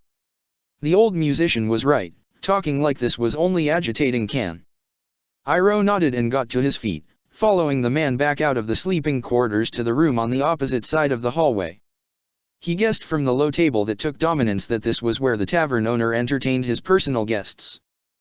Please, take a seat, the musician said, gesturing to one of the cushions that had been placed neatly around the table. I shall prepare us some tea. Do you have any ginseng? Iroh asked, while settling himself comfortably on one of the green cushions. It's my favorite. A faint smile touched the old man's lips. I'll see what I can do. He exited on the words, leaving Iroh to survey his surroundings. The characters for luck and wealth hung painted in stylized swirls of black ink on scrolls on the wall, but perhaps the spirits had not taken to the calligraphist, for it was obvious that both had eluded the owner of the tavern. Then again, the place was still running when the rest of the town seemed half abandoned, so perhaps the tavern owner's prayers did not go completely unheard. Iroh frowned and thought about how strange it was that he should be reunited with one of his old shipmates in this backwater Earth Kingdom tavern. Coincidence some would call it, but Iroh knew there was no such thing as chance. For whatever reason, this reunion was meant to happen. Iroh could only hope that his presence would somehow help Kin to recover. He had been around enough battlefields to know that the young firebender was clinging to life by the barest thread. It made him wonder anew how Kin had got to this state. The doors slid back and the old musician walked into the room carrying a tray with a porcelain teapot and 2 cups. He placed the tray on the table and poured the tea into both cups, then set the teapot back on the tray. Thank you, Iroh said, accepting the steaming cup that was offered to him. The old musician nodded and picked up his own cup before taking a seat on the cushion at the opposite end of the table. Iroh sipped his tea ginseng, just as he had hoped, and smiled at his host. I can see now why your establishment is so popular, Master Wei, even in these difficult times. This is fine tea. Wei's eyes twinkled. So you guessed who I am, did you? Forgive me, but you weren't exactly subtle. Wei chuckled, but his amusement faded a second later. Well, you're right. I am the owner of this establishment, though how long I can keep the place running is another matter entirely. The Fire Nation army is drawing closer every day. Half the townsfolk have already fled for Basing Se, including our healer. That's why I decided to take that boy of yours in. I couldn't just leave him to die on the streets. Then there is no healer here at all? Iroh exclaimed in dismay. Not even an apprentice. Afraid not. Wei sighed and cradled his cup in his hands, staring at the steam rising from the liquid. I've tried to help him the best I can with the little medical training I have, but I'm afraid there isn't much anyone can do for him now. That boy is dying. Honestly, I don't know if he will last the night. Suddenly, Iroh didn't feel like drinking his tea anymore. And he has said nothing to you at all? Nothing about where he came from or how he got like this. Wei scratched his stubbly chin. He mumbles things from time to time, but most of it is gibberish. Stuff about demons in the water and trying to find some person named Nozomi, but that could just be the fever hallucinations. Iroh nodded, not surprised that Ken's fever-ridden mind would take him back to the siege of the north where the ocean had become a graveyard of broken ships and bodies. It still seemed so strange that Ken had managed to survive the massacre. Iroh remembered watching the Avatar destroy almost the entire Fire Nation fleet. Even the ships that had managed to avoid being shredded like rice paper and fled the battlefield had not all returned to safe harbors. The sad truth was that out of the thousands of soldiers who had sailed to fight, only a handful had lived to tell the tale. In that, the North had truly become a haunting nightmare for the Fire Nation, but that still didn't explain how Ken had ended up in this small town alone. I can't just give up on him, Iroh muttered. Perhaps there is still a way to save Kansas. Wei did not meet his eyes. Perhaps. Iroh repressed a sigh and stared at the cooling cup of tea in his hands. Maybe Wei was right to not be optimistic, but that didn't mean Iroh wouldn't try. He had come this far searching for his nephew, but instead he had found one of his old crew. It wasn't the reunion Iroh had hoped for, but he wasn't about to turn his back on Ken now. Too many young lives had already been cut short for this war. He wasn't about to let another family be deprived of a son if he could help it. Forgive me, nephew, Iroh pleaded in his mind. I will find you, but I have to do this. There could be no other choice, but a part of him still yearned to keep searching. Zuko was out there somewhere with amnesia, lost and confused. A nagging voice whispered that Iroh was running out of time. The trail of breadcrumbs he had been following was already disappearing from his grasp, leaving him floundering for new leads, but it would have to be enough. Somehow, Iroh had to salvage this mess. Somehow, he had to find his nephew. But first he had to help Ken. Oh. Lee removed his mask, rubbing a hand over his clammy face as he stared up at the barn ceiling. The flashbacks were getting worse. They had been ever since he had seen that vision of himself in the swamp.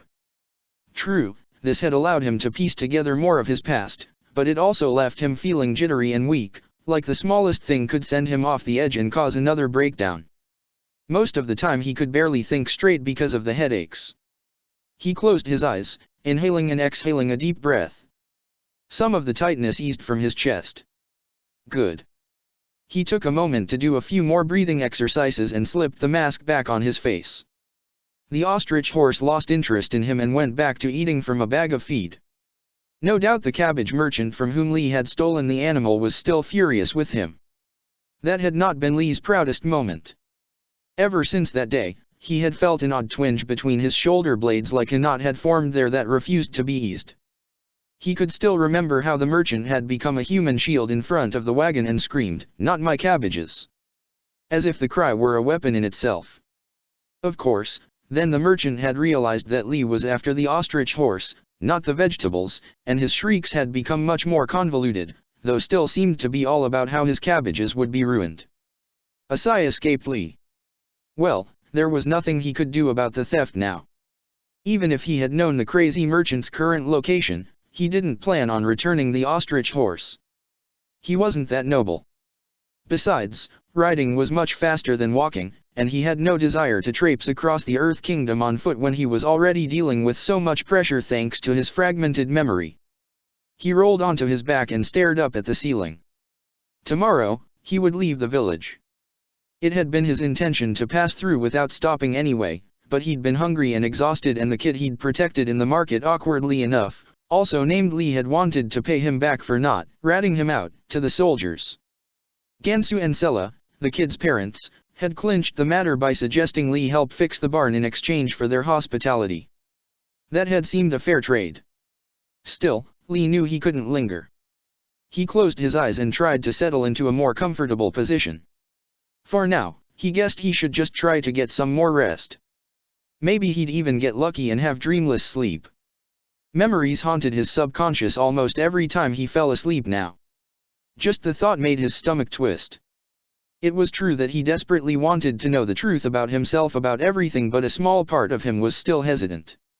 His past was not pleasant. The more he learned, the more he realized that he might not like the jigsaw puzzle in its complete form. You don't know what you're asking of me. You don't know what this would mean for you. For all of us. Lee rolled over on the straw, trying to block out the Avatar's pleading words. No, he had made the right choice to leave. No matter how painful his past, no matter how much he might hate what he saw in those fragments, it was far better to know the truth than to walk in ignorance. Besides, there had been some good memories. He'd learned he had an uncle who cared for him, and even though his mother had slipped beyond his reach, he did not regret reliving all of those times she had held him in her arms or helped him feed turtle ducks. In every moment, he had felt how much she loved him. He was still thinking about his mother and uncle when fatigue took hold, lulling him into the land of dreams. Then the memories hit. Oh. Night had fallen swiftly. Iroh had stayed to watch over Kan, trying to heal his old crewmate the best he could, but his knowledge of medicine was hardly expansive. He knew how to dress wounds and make herbal concoctions that would cure most poisons, though it was true he had a habit of getting the plants mixed up with anything that looked similar. Yet none of these skills had been of use to Kan. The 24-year-old was too far gone. Iroh sighed and placed the cloth he had been using to bathe Kan's forehead back in the bowl of water. He felt emotionally and physically drained. For hours he had sat in the same spot, trying to fix what refused to be fixed while he listened to the hoarse ramblings of a man whose mind was riddled with fever. Sometimes, Kan had started screaming for no reason, terrified of whatever he was seeing in his hallucinations. Other times he fell deathly still and silent, to the point where Iroh had anxiously checked his pulse just to make sure he was still alive. Either way, the final consensus had still been the same. "I'm sorry, my young friend," Iroh said softly, taking Kan's limp hand in his own. "I wish I could have found you sooner. Maybe then." Fingers tightened around his hand, though the grip was still weak. "General." Iroh's heart quickened as he met Kan's surprisingly lucid gaze, though he felt no relief at the sight. He knew what that meant. "Yes, it's me," he responded, trying to ignore the sinking feeling in his stomach. Tears rolled down Kan's cheeks. "I'm so glad. Thought you were dead." There were so many bodies, and Nozomi, his voice, already frail, broke on a suppressed sob. I couldn't find him. He was like my brother and I couldn't." Iroh felt his own cheeks get damp. "I know, Kan. I know. We all lost people that night. So many bodies." Iroh gripped his shoulders, sensing that he would lose him if he couldn't keep his attention. "Kan, you need to focus. Look at me." Glazed amber eyes met his, and then it was as if a switch flicked on in Kan's mind. "The others," he gasped, clutching at Iroh's wrist. "Did they make it?" "Others? I don't know. There was something wrong with the engine. Got stranded.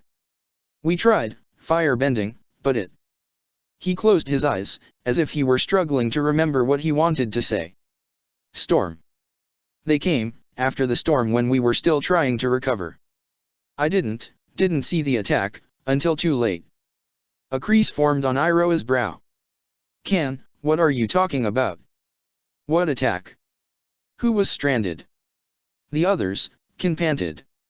"We escaped the north on one of the riverboats, but the water tribe found us. None of them, benders, but they used mines and were skilled with their weapons. Thought I was dead when that one guy slashed me in the face. got knocked into the water. Others still fighting. He swallowed. I couldn't get back to them. He closed his eyes as fresh tears rolled down his cheeks. I've been alone for so long. Iroh tried to process everything he had just heard. It sounded like some of his old crew had managed to survive the siege of the north, but then things had gone wrong and they had been attacked by the water tribe. Now he could see how Kin had ended up in this town. Kin must have been drifting for weeks, wounded and alone. It was amazing he had made it this far. You've been very brave, Kin, Iroh said gently. Not even the great spirit Agni could have expected anything more from you. Kin's scarred mouth curved into a lopsided smile. Thank you, General. You were always so kind to me, even though I was just a young hothead who no one else wanted. I'll never regret being reassigned to Prince Zuko's ship. Iroh swallowed against the lump in his throat. He could see the touch of the otherworldly all over Kin in that moment, as if his body was glowing in blue light. It would not be long before his spirit abandoned its mortal shell. Get some rest, Kin, Iroh murmured, smoothing back his hair. We can talk more in the morning. Yes, Kin agreed in his frail voice, still shining with the touch of death. The morning. He closed his eyes and seemed to fall asleep in seconds. Iroh averted his face, feeling as if he had aged another 10 years. It was such a waste. A waste of life and a waste of talent, but there was nothing he could do. He felt the moment when Kin's spirit ceased to exist in the mortal realm. He could only be glad that the young firebender had died peacefully enough, knowing that he was not alone. It was a small consolation. There was a knock at the door. Wei poked his head in the room, then sighed when he saw Iroh's expression. I'm sorry. I know you were hoping he would make a recovery. Iroh shook his head. No, you were right. Kin was never going to last the night. I'm just glad I was able to be there for him in his final moments. What will you do now? Go back to searching for my nephew, I guess, but first I will need to buy some supplies so I can give Kin a proper burial. I can at least give him and his family that much. Wei hesitated. I have some incense you can use. I was saving it for when I visit my wife and son's graves, but, he shrugged and offered a sad smile, it seems like you're a bit tight on money and need them more than I do right now. You don't have to. Please. Wei held out his hand. I want to help. Kin, well, he reminded me a little of my boy. I guess that's really why I took him in, sick and yellow-eyed as he was. I wouldn't be able to live with myself if I didn't offer what assistance I can now. Iroh was touched. Thank you, he said sincerely, sensing that Wei had perceived much more about Kin's heritage than he had realized. I will be grateful for your assistance. Wei nodded and then said he had to get back to his customers. The tavern always got rowdier at night. If Iroh was tired, there was a room prepared for him on the second floor. No charge. Iroh tried to protest, but Wei insisted it was fine and then left the room before his offer could be refused again. Iroh stared at the closed door for a moment and found himself smiling, despite the somberness of the situation. It wasn't every day he met such a genuinely nice, or stubborn, person. Kin had been lucky to stumble across the old musician's path. Iroh's gaze shifted to the bed where Kin's body still lay as if asleep. Calmly, he pulled the blankets up over the firebender's face. Goodbye, my young friend. Be at peace. There was no response, of course, but that didn't matter. Iroh knew that Kin had heard him.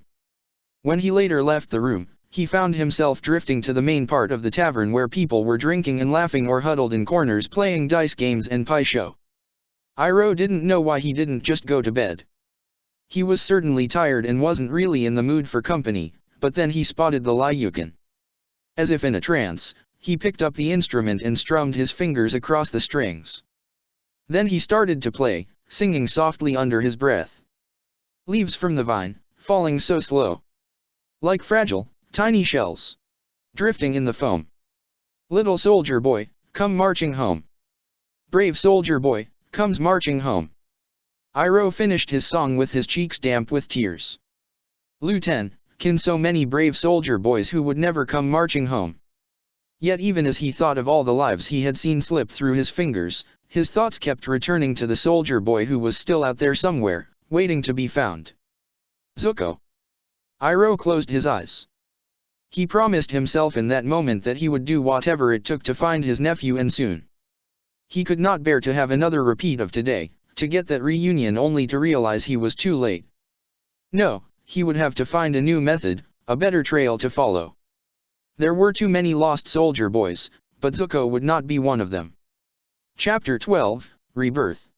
Lee's plan had been to slip away from the farm without anyone noticing, a clean escape, just like he had always done as the Blue Spirit. He should have known Sella would not let him leave so easily, at least not without saying goodbye and giving him a fresh supply of food rations. That was when Gao and his posse had shown up and everything had gone wrong.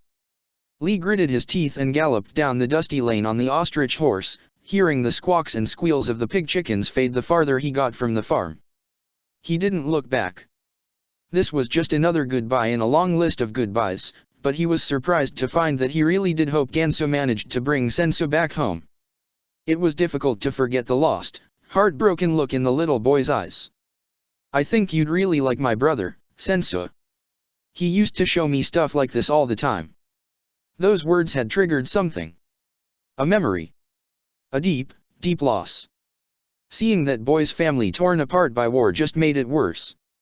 "What, you want to learn some swordplay, little cousin?" Lu Ten grinned and handed him a broadsword, then raised his own blade in a dueling stance. "Very well, let's see what you've got. Try to hit me if you can." A breath escaped Lee's lips. He urged the ostrich horse to run faster, gritting his teeth as the world flashed by him in a blur of browns and faded greens. It wasn't enough.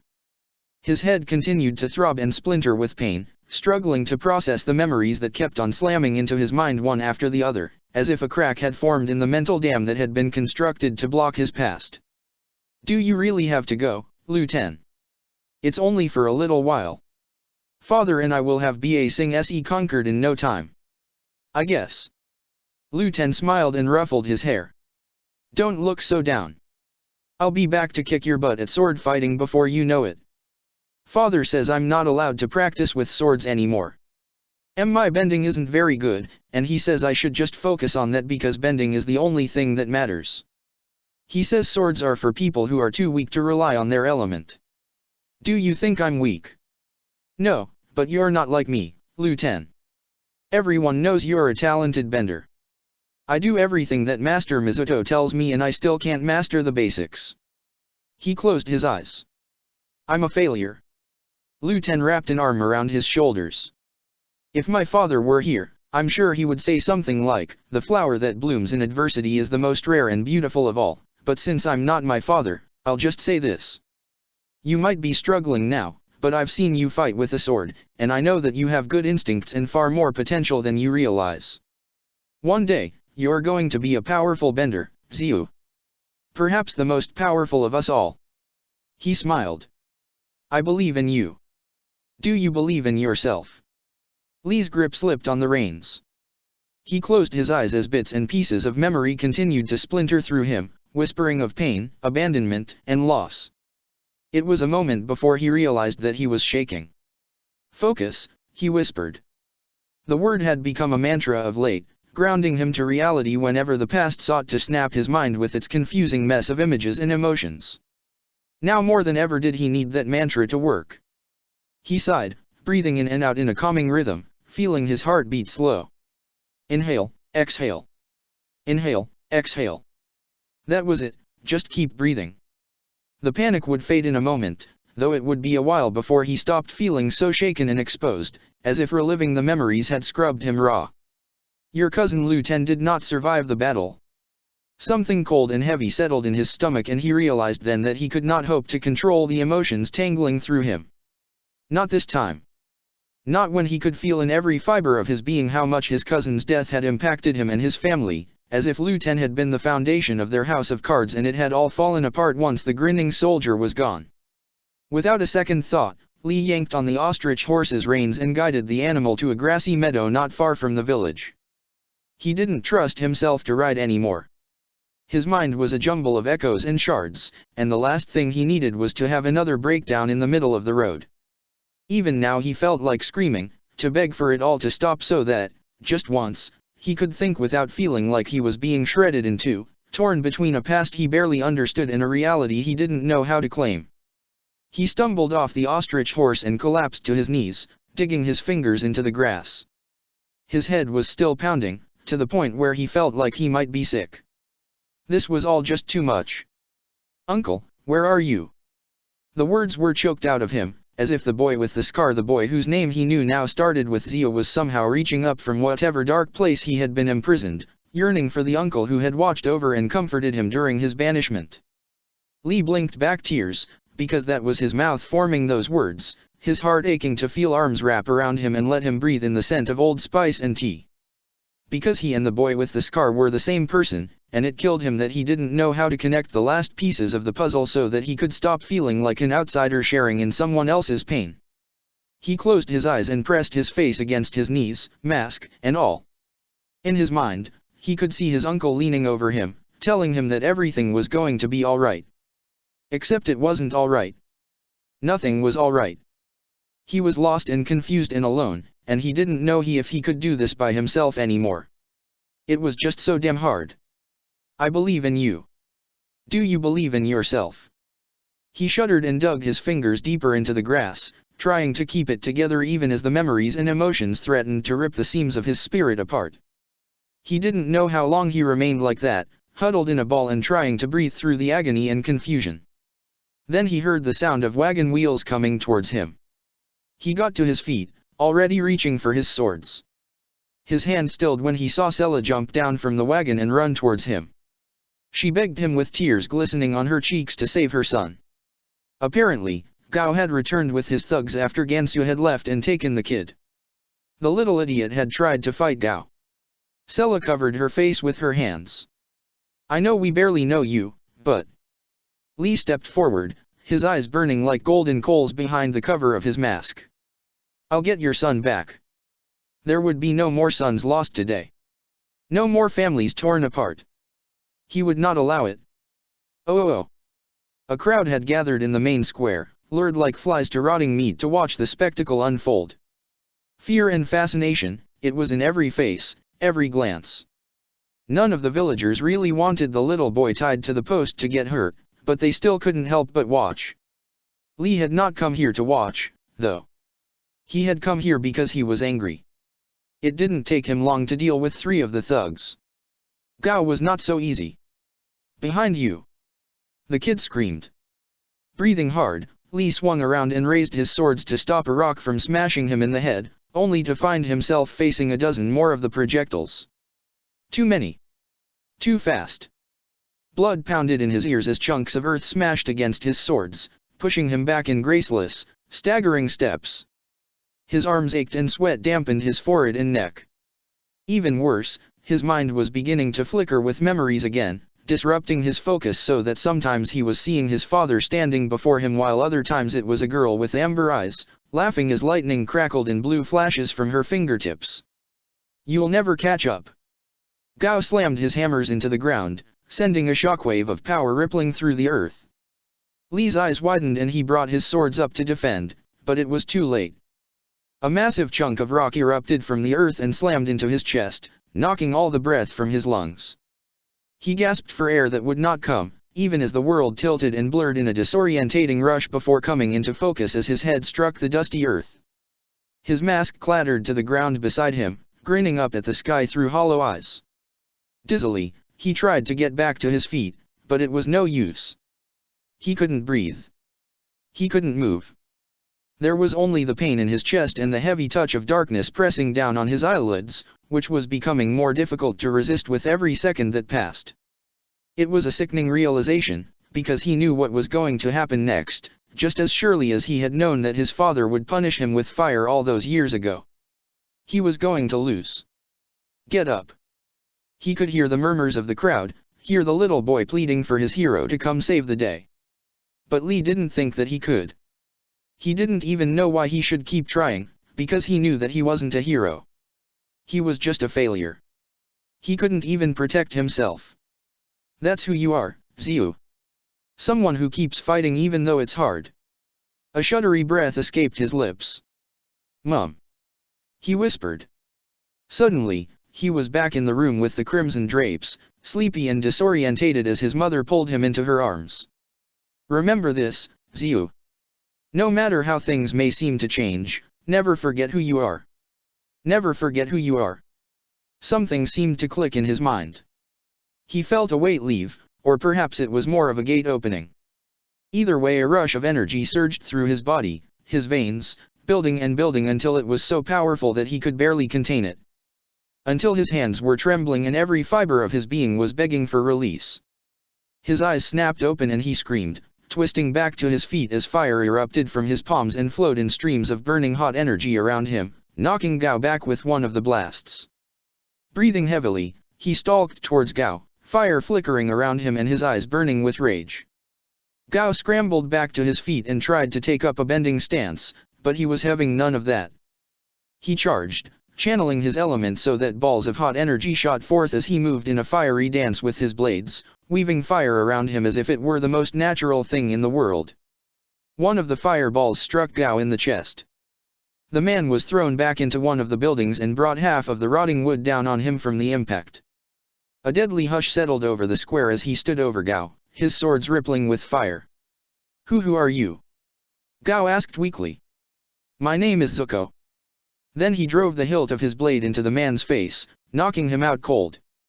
The silence that followed was almost tangible, as if the air was thick with unspoken words. Zuko could sense that every person in the crowd was staring at him, judging him. It was like Phase Town all over again, only this felt 100 times worse. This time he could almost taste the fear and hostility. He sheathed his swords and crouched beside Gao.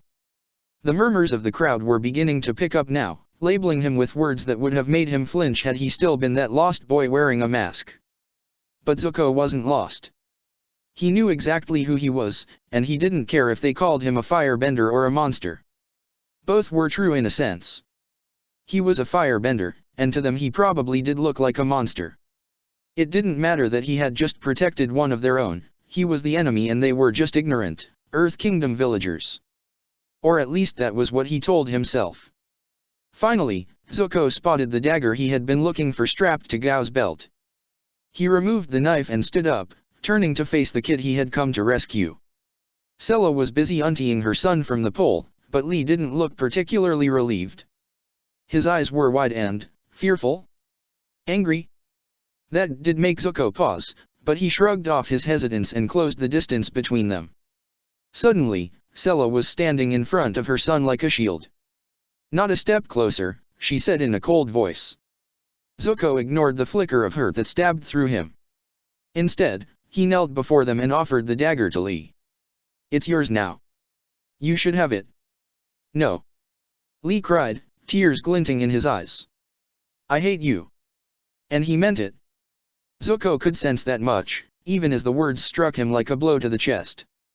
This boy had worshipped him like a hero, now he thought the firebender a monster just like everyone else. Zuko watched as mother and son walked away without a second glance, shutting him out of their lives as easily as they had welcomed him. Hurt and shock held him frozen for a moment, but then he just closed his eyes in resignation. There was no point getting frustrated or upset. This was how it had always been, how it was meant to be. Wasn't it? He got to his feet and stared around at the crowd of hostile and frightened faces. No one dared to attack him, but it was obvious he wasn't welcome anymore either. Grimly, he walked over to pick up the blue spirit mask from the ground and clambered on his ostrich horse. Let them think what they liked. It wasn't as if he had been planning on staying in this village. It wasn't as if he really cared much. Besides, he had much more important things to worry about. Go on and heal yourself, Zuzu. Let me see your power. His eyes narrowed. It was true that his memories were still a bit hazy, but he had learned enough. He knew that he was the son of Ursa and Fire Lord Oze, which also made him the heir to the Fire Nation throne. He knew that his uncle was the Dragon of the West and that they had been separated after the Siege of the North when he had got captured by the Northern Water Tribe. He knew that he was supposed to be capturing the Avatar and that his sister, Azula, was a fire-bending prodigy who always lied and had almost killed him with lightning. And he also knew that he was really angry. Zuko slipped the mask back over his face and nudged the ostrich horse into action, forcing a path through the crowd of wary villagers until he was just a dark outline against a sky painted in the colors of fire. He didn't once look back. "I'm coming for you, Angela," he muttered under his breath. "I will make you pay." Oh. The moon was especially bright that night. Aang hummed a little under his breath as he used airbending to set up the tent for the campsite, despite the fact that all he really wanted to do was snuggle up in Appa's fur and snore the rest of the night away.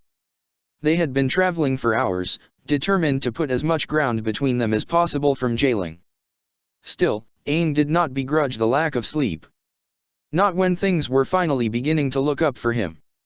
"I guess we'll have to thank old Blueface when we next see him," Sokka observed, setting the firewood he had collected in a pattern on the ground. "He was right that we'd have better luck finding an earthbending teacher for you in jailing." Both boys turned to look at the newest addition to the group, who was reclining on a rock bed she had probably created with her bending and picking her nose. Aang grinned, not at all put off by her less than ladylike behavior, but his smile faded a second later as he thought about Sokka's words and remembered that the siblings still had no idea that the blue spirit was Zuko. He found himself staring at his feet, twiddling his thumbs in a slow circle. "Why yeah," he said uncomfortably. "We'll have to thank him." Katara came out from the trees with a pot in her hands. "I've got the water." Her gaze flickered to Toph and a slight crease formed on her brow. Aang didn't know what that was about, but he didn't get the chance to ask. Katara was already speaking again. "You know, now that you've got a teacher to help you master earthbending, I was thinking that maybe we could try find Lee." She placed the pot on the ground and her voice softened. "I'm really worried about him. He seemed so fragile after that weird fit thing he had in Omashu. I don't like the idea of him traveling alone. What if he blacks out again and there's no one around to help him?" "I'm sure he's fine, Katara," Sokka said, waving his hand in a dismissive gesture. "Besides, he wouldn't have left if he wanted to keep traveling with us. I think he's just a loner by nature." "You're only saying that because you didn't like that he kept questioning your authority as the leader," she retorted. "Aha!" Sokka exclaimed, pointing his finger at her. "So you admit I'm the leader?" Katara rolled her eyes. "I'm serious, Sokka. I'm really worried about him. I didn't want to push it earlier because I knew we had to help Aang find an earthbending teacher, but now we have Toph." "Sup," Toph said with a lazy wave, and then flicked a piece of snot that had been stuck to her finger off into the night. Katara scrunched her nose in distaste, then stared back at her brother. "Come on, Sokka, you saw how Lee was in the swamp. Aren't you worried at all?" Her gaze shifted to Aang. "You agree with me, right?" Aang flinched. His heart was beating uncomfortably against his ribs and he could feel moisture gathering on his palms. This was not a conversation he wanted to have right now, not with Katara staring at him like that. Not when he was already so full of shame and regret. She had no idea at all that the boy she was so worried about was also the one she called her enemy. Suddenly, he couldn't take it anymore. The weight of all his lies and omissions was getting to be too much, like a rock he was constantly carrying around his neck. It hurt, and he knew he would not be able to breathe properly until he just told the truth. "Guys, there's something I need to tell you," he said in a strained voice. "It's about Lee." Katara perked up immediately. Even Toph deigned to sit up straighter. "What about Lee?" Katara demanded. I've kind of been, well. Aang sighed in frustration and clutched at his head. Why was this so difficult? Sokka stepped forward. "What is it, Aang? You can tell us." Aang's shoulders slumped and his voice dropped to the barest whisper. "I know who he really is. I've always known." There was a pause as both siblings digested this information. "Well, I kind of figured that," Sokka admitted with a shrug. Lee did have that little outburst in the swamp and accused you of keeping the truth from him, and you did admit that you hadn't been entirely honest. It made sense that you probably knew more than you were letting on." Aang swallowed. "Right. But understand this," Sokka continued in a grim voice. "I don't like that you lied to us. Katara and I are your friends, and I thought that you would know better than to do that after what happened with the map." He shook his head. The only reason I didn't confront you earlier is because I hoped you would choose to be honest with us yourself. I know. I'm really sorry. I just panicked, I guess. Why? Katara asked in a hurt voice. Why would you keep this from us? You've been lying to me right from the beginning, Aang, and I want to know why. Because Lee is really Zuko. He blurted out in a rush, and then winced. There was a long and painful silence. Aang risked a glance at his friends and saw that both looked pale. Katara was gripping her necklace as if her life depended on it, shaking her head in denial, while Sokka just stood there with glassy eyes as if he had been stuffed. Well, that was unexpected, Sokka said, finding his voice again. Answers a few questions I've been having, but still unexpected. Katara just shook her head. No, she muttered. No, that can't be right. Lee is a waterbender. He healed you and protected you. He just can't be that. Katara, Aang said gently, it's true. I saw his face with my own eyes after he rescued me from Pahue's stronghold. The blue spirit is and always has been Zuko. That's why I didn't want to tell you guys. She made a choked sound and turned the other way. Don't. Just don't. I don't want to hear your excuses. He reached out an imploring hand. Katara. No. I can't believe you lied to us about this. She spun back to face him. You told me you never got to see his face. You told me that you only knew him as the blue spirit, and all this time you knew it was really Zuko under the mask. Her voice broke a little. How could you, Aang? Didn't you consider at all how this would make us feel? Don't you see, Katara? He met her gaze with set eyes. That's why I couldn't bring myself to tell you earlier. I knew how you both felt about Zuko. So you let us think he was someone else? Let us invite him into our group and share our tent after all that he has done. She took a step forward, her eyes bright with betrayal and anger. Have you forgotten that he chased us all over the world because he wanted to capture you? What was I supposed to do? How could I explain that it was Zuko who had healed me? You both hated him so much. You would have never listened. And he made me promise not to tell anyone about his blue spirit identity and, Aang swallowed, remembering that awful night when he had thought Zuko had died, and then I didn't know what had happened to him. I kept hearing rumors that he had drowned, but no one could give me any clear answers. Then we ran into him again in Omashu and I was so scared that I was going to lose him again. So you lied, Sokka said in a resigned voice, folding his arms across his chest. Aang nodded. I didn't mean for it to get this out of hand. I just didn't know what to do. Zuko had no idea who he was, let alone who we were. I couldn't just leave him like that. I didn't think you would let him stay if you knew his real identity, and I thought I could help him. I thought I could fix the rift I had created between us. A heavy sigh escaped his lips. But I just made things worse. I'm sorry. Katara bit her lip and looked the other way. I believe you that you weren't trying to hurt us by keeping Zuko's identity a secret, but this is so much to take in. She turned her back to him. I'm sorry, Aang. I'm going to need some time. Something cold settled in his stomach. Wait, Katara.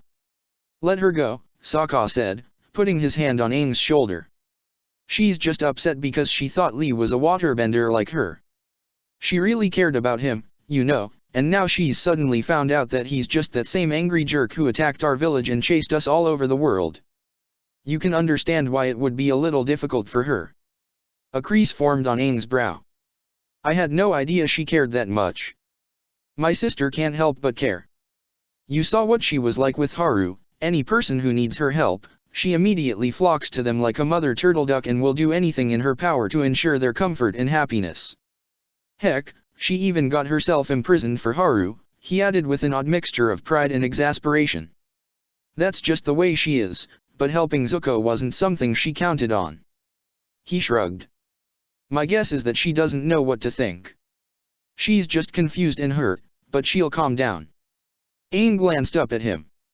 And what do you think? A slow smile spread across Sokka's face. Honestly, I just wish I'd known earlier that we'd had Zuko traveling with us. Think of all the fun I could have had with his amnesia. Aang frowned in disapproval.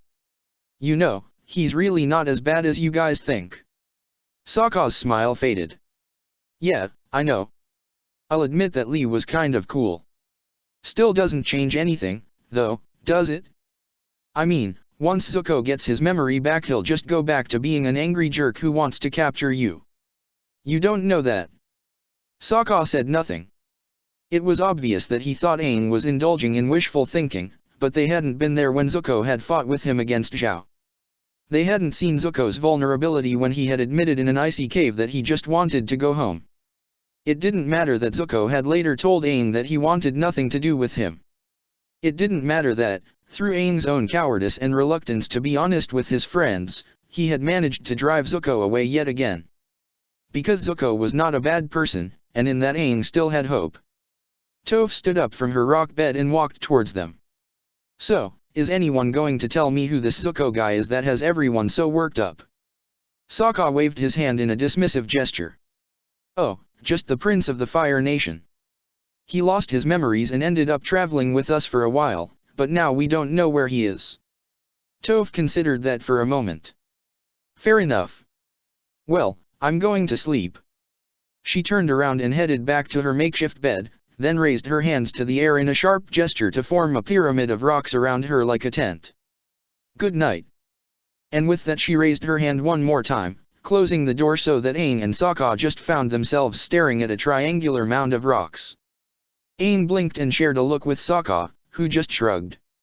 Toph was certainly her own person. You know, I think she has the right idea, Sokka said after a moment, smothering a yawn. We should get some sleep. What about Katara? I wouldn't worry about it. But... Sokka clapped him on the shoulder. Trust me, there are times when a girl needs her space and you would be wise to give it to her. Katara will come back when she's ready. Aang frowned. If you say so. I just hope she's not too angry. I really didn't mean to hurt her. A sigh escaped Sokka's lips. Just get some sleep, Aang. Aang tried to ignore the sinking sensation in his stomach. Right, he said, fidgeting with his hands. Good night, Sokka. He shuffled over to where Appa was sleeping and curled up against the bison, not wanting to sleep in the tent with the others tonight. He wasn't always the most perceptive person, but he got the sense that Sokka was a lot more annoyed with him than he was letting on. Maybe it wasn't just girls who needed their space. Aang huddled more into a ball, trying not to let his friend's censure and disappointment bring him down too much. He couldn't blame them for being upset, and it was a relief to not have to worry about keeping the secret any longer. All things considered, the confession could have gone a lot worse. It still made him sad, though. Momo made a chirruping sound and swooped down from Appa's head to snuggle up beside him. Perhaps Momo could sense his unhappiness. It was certainly a comfort to stroke the lemur's fur and have someone around who genuinely wanted to be close to him. Aang smiled and scratched his furry friend behind the ears, then closed his eyes with a sigh. Well, he supposed only time would heal the wounds he had created with his lies. It wouldn't be the first time. I'm sorry, everyone. Katara, Sokka, Zuko, they had all been hurt by him. He promised himself then and there that he would not lie to his friends again. No matter how justified, no matter how many excuses he came up with, he would always be honest with them. He just hoped he got the chance to earn Zuko's forgiveness as well. I don't want you to hate me. Aang sighed and buried his face under his arms, blocking out the silver glow of the moon. It was a long time before he fell asleep. Oh. The tavern was rowdy. Iroh sipped his drink, still smelling of incense and dirt from the funeral rites he and Wei had performed earlier that day. He did not look up when the swiveling doors to the establishment were pushed open, signaling that yet another person had come to join the crowd of revelers for the night. He did, however, pause when a shadow blocked his light, forming the silhouette of what looked like a woman.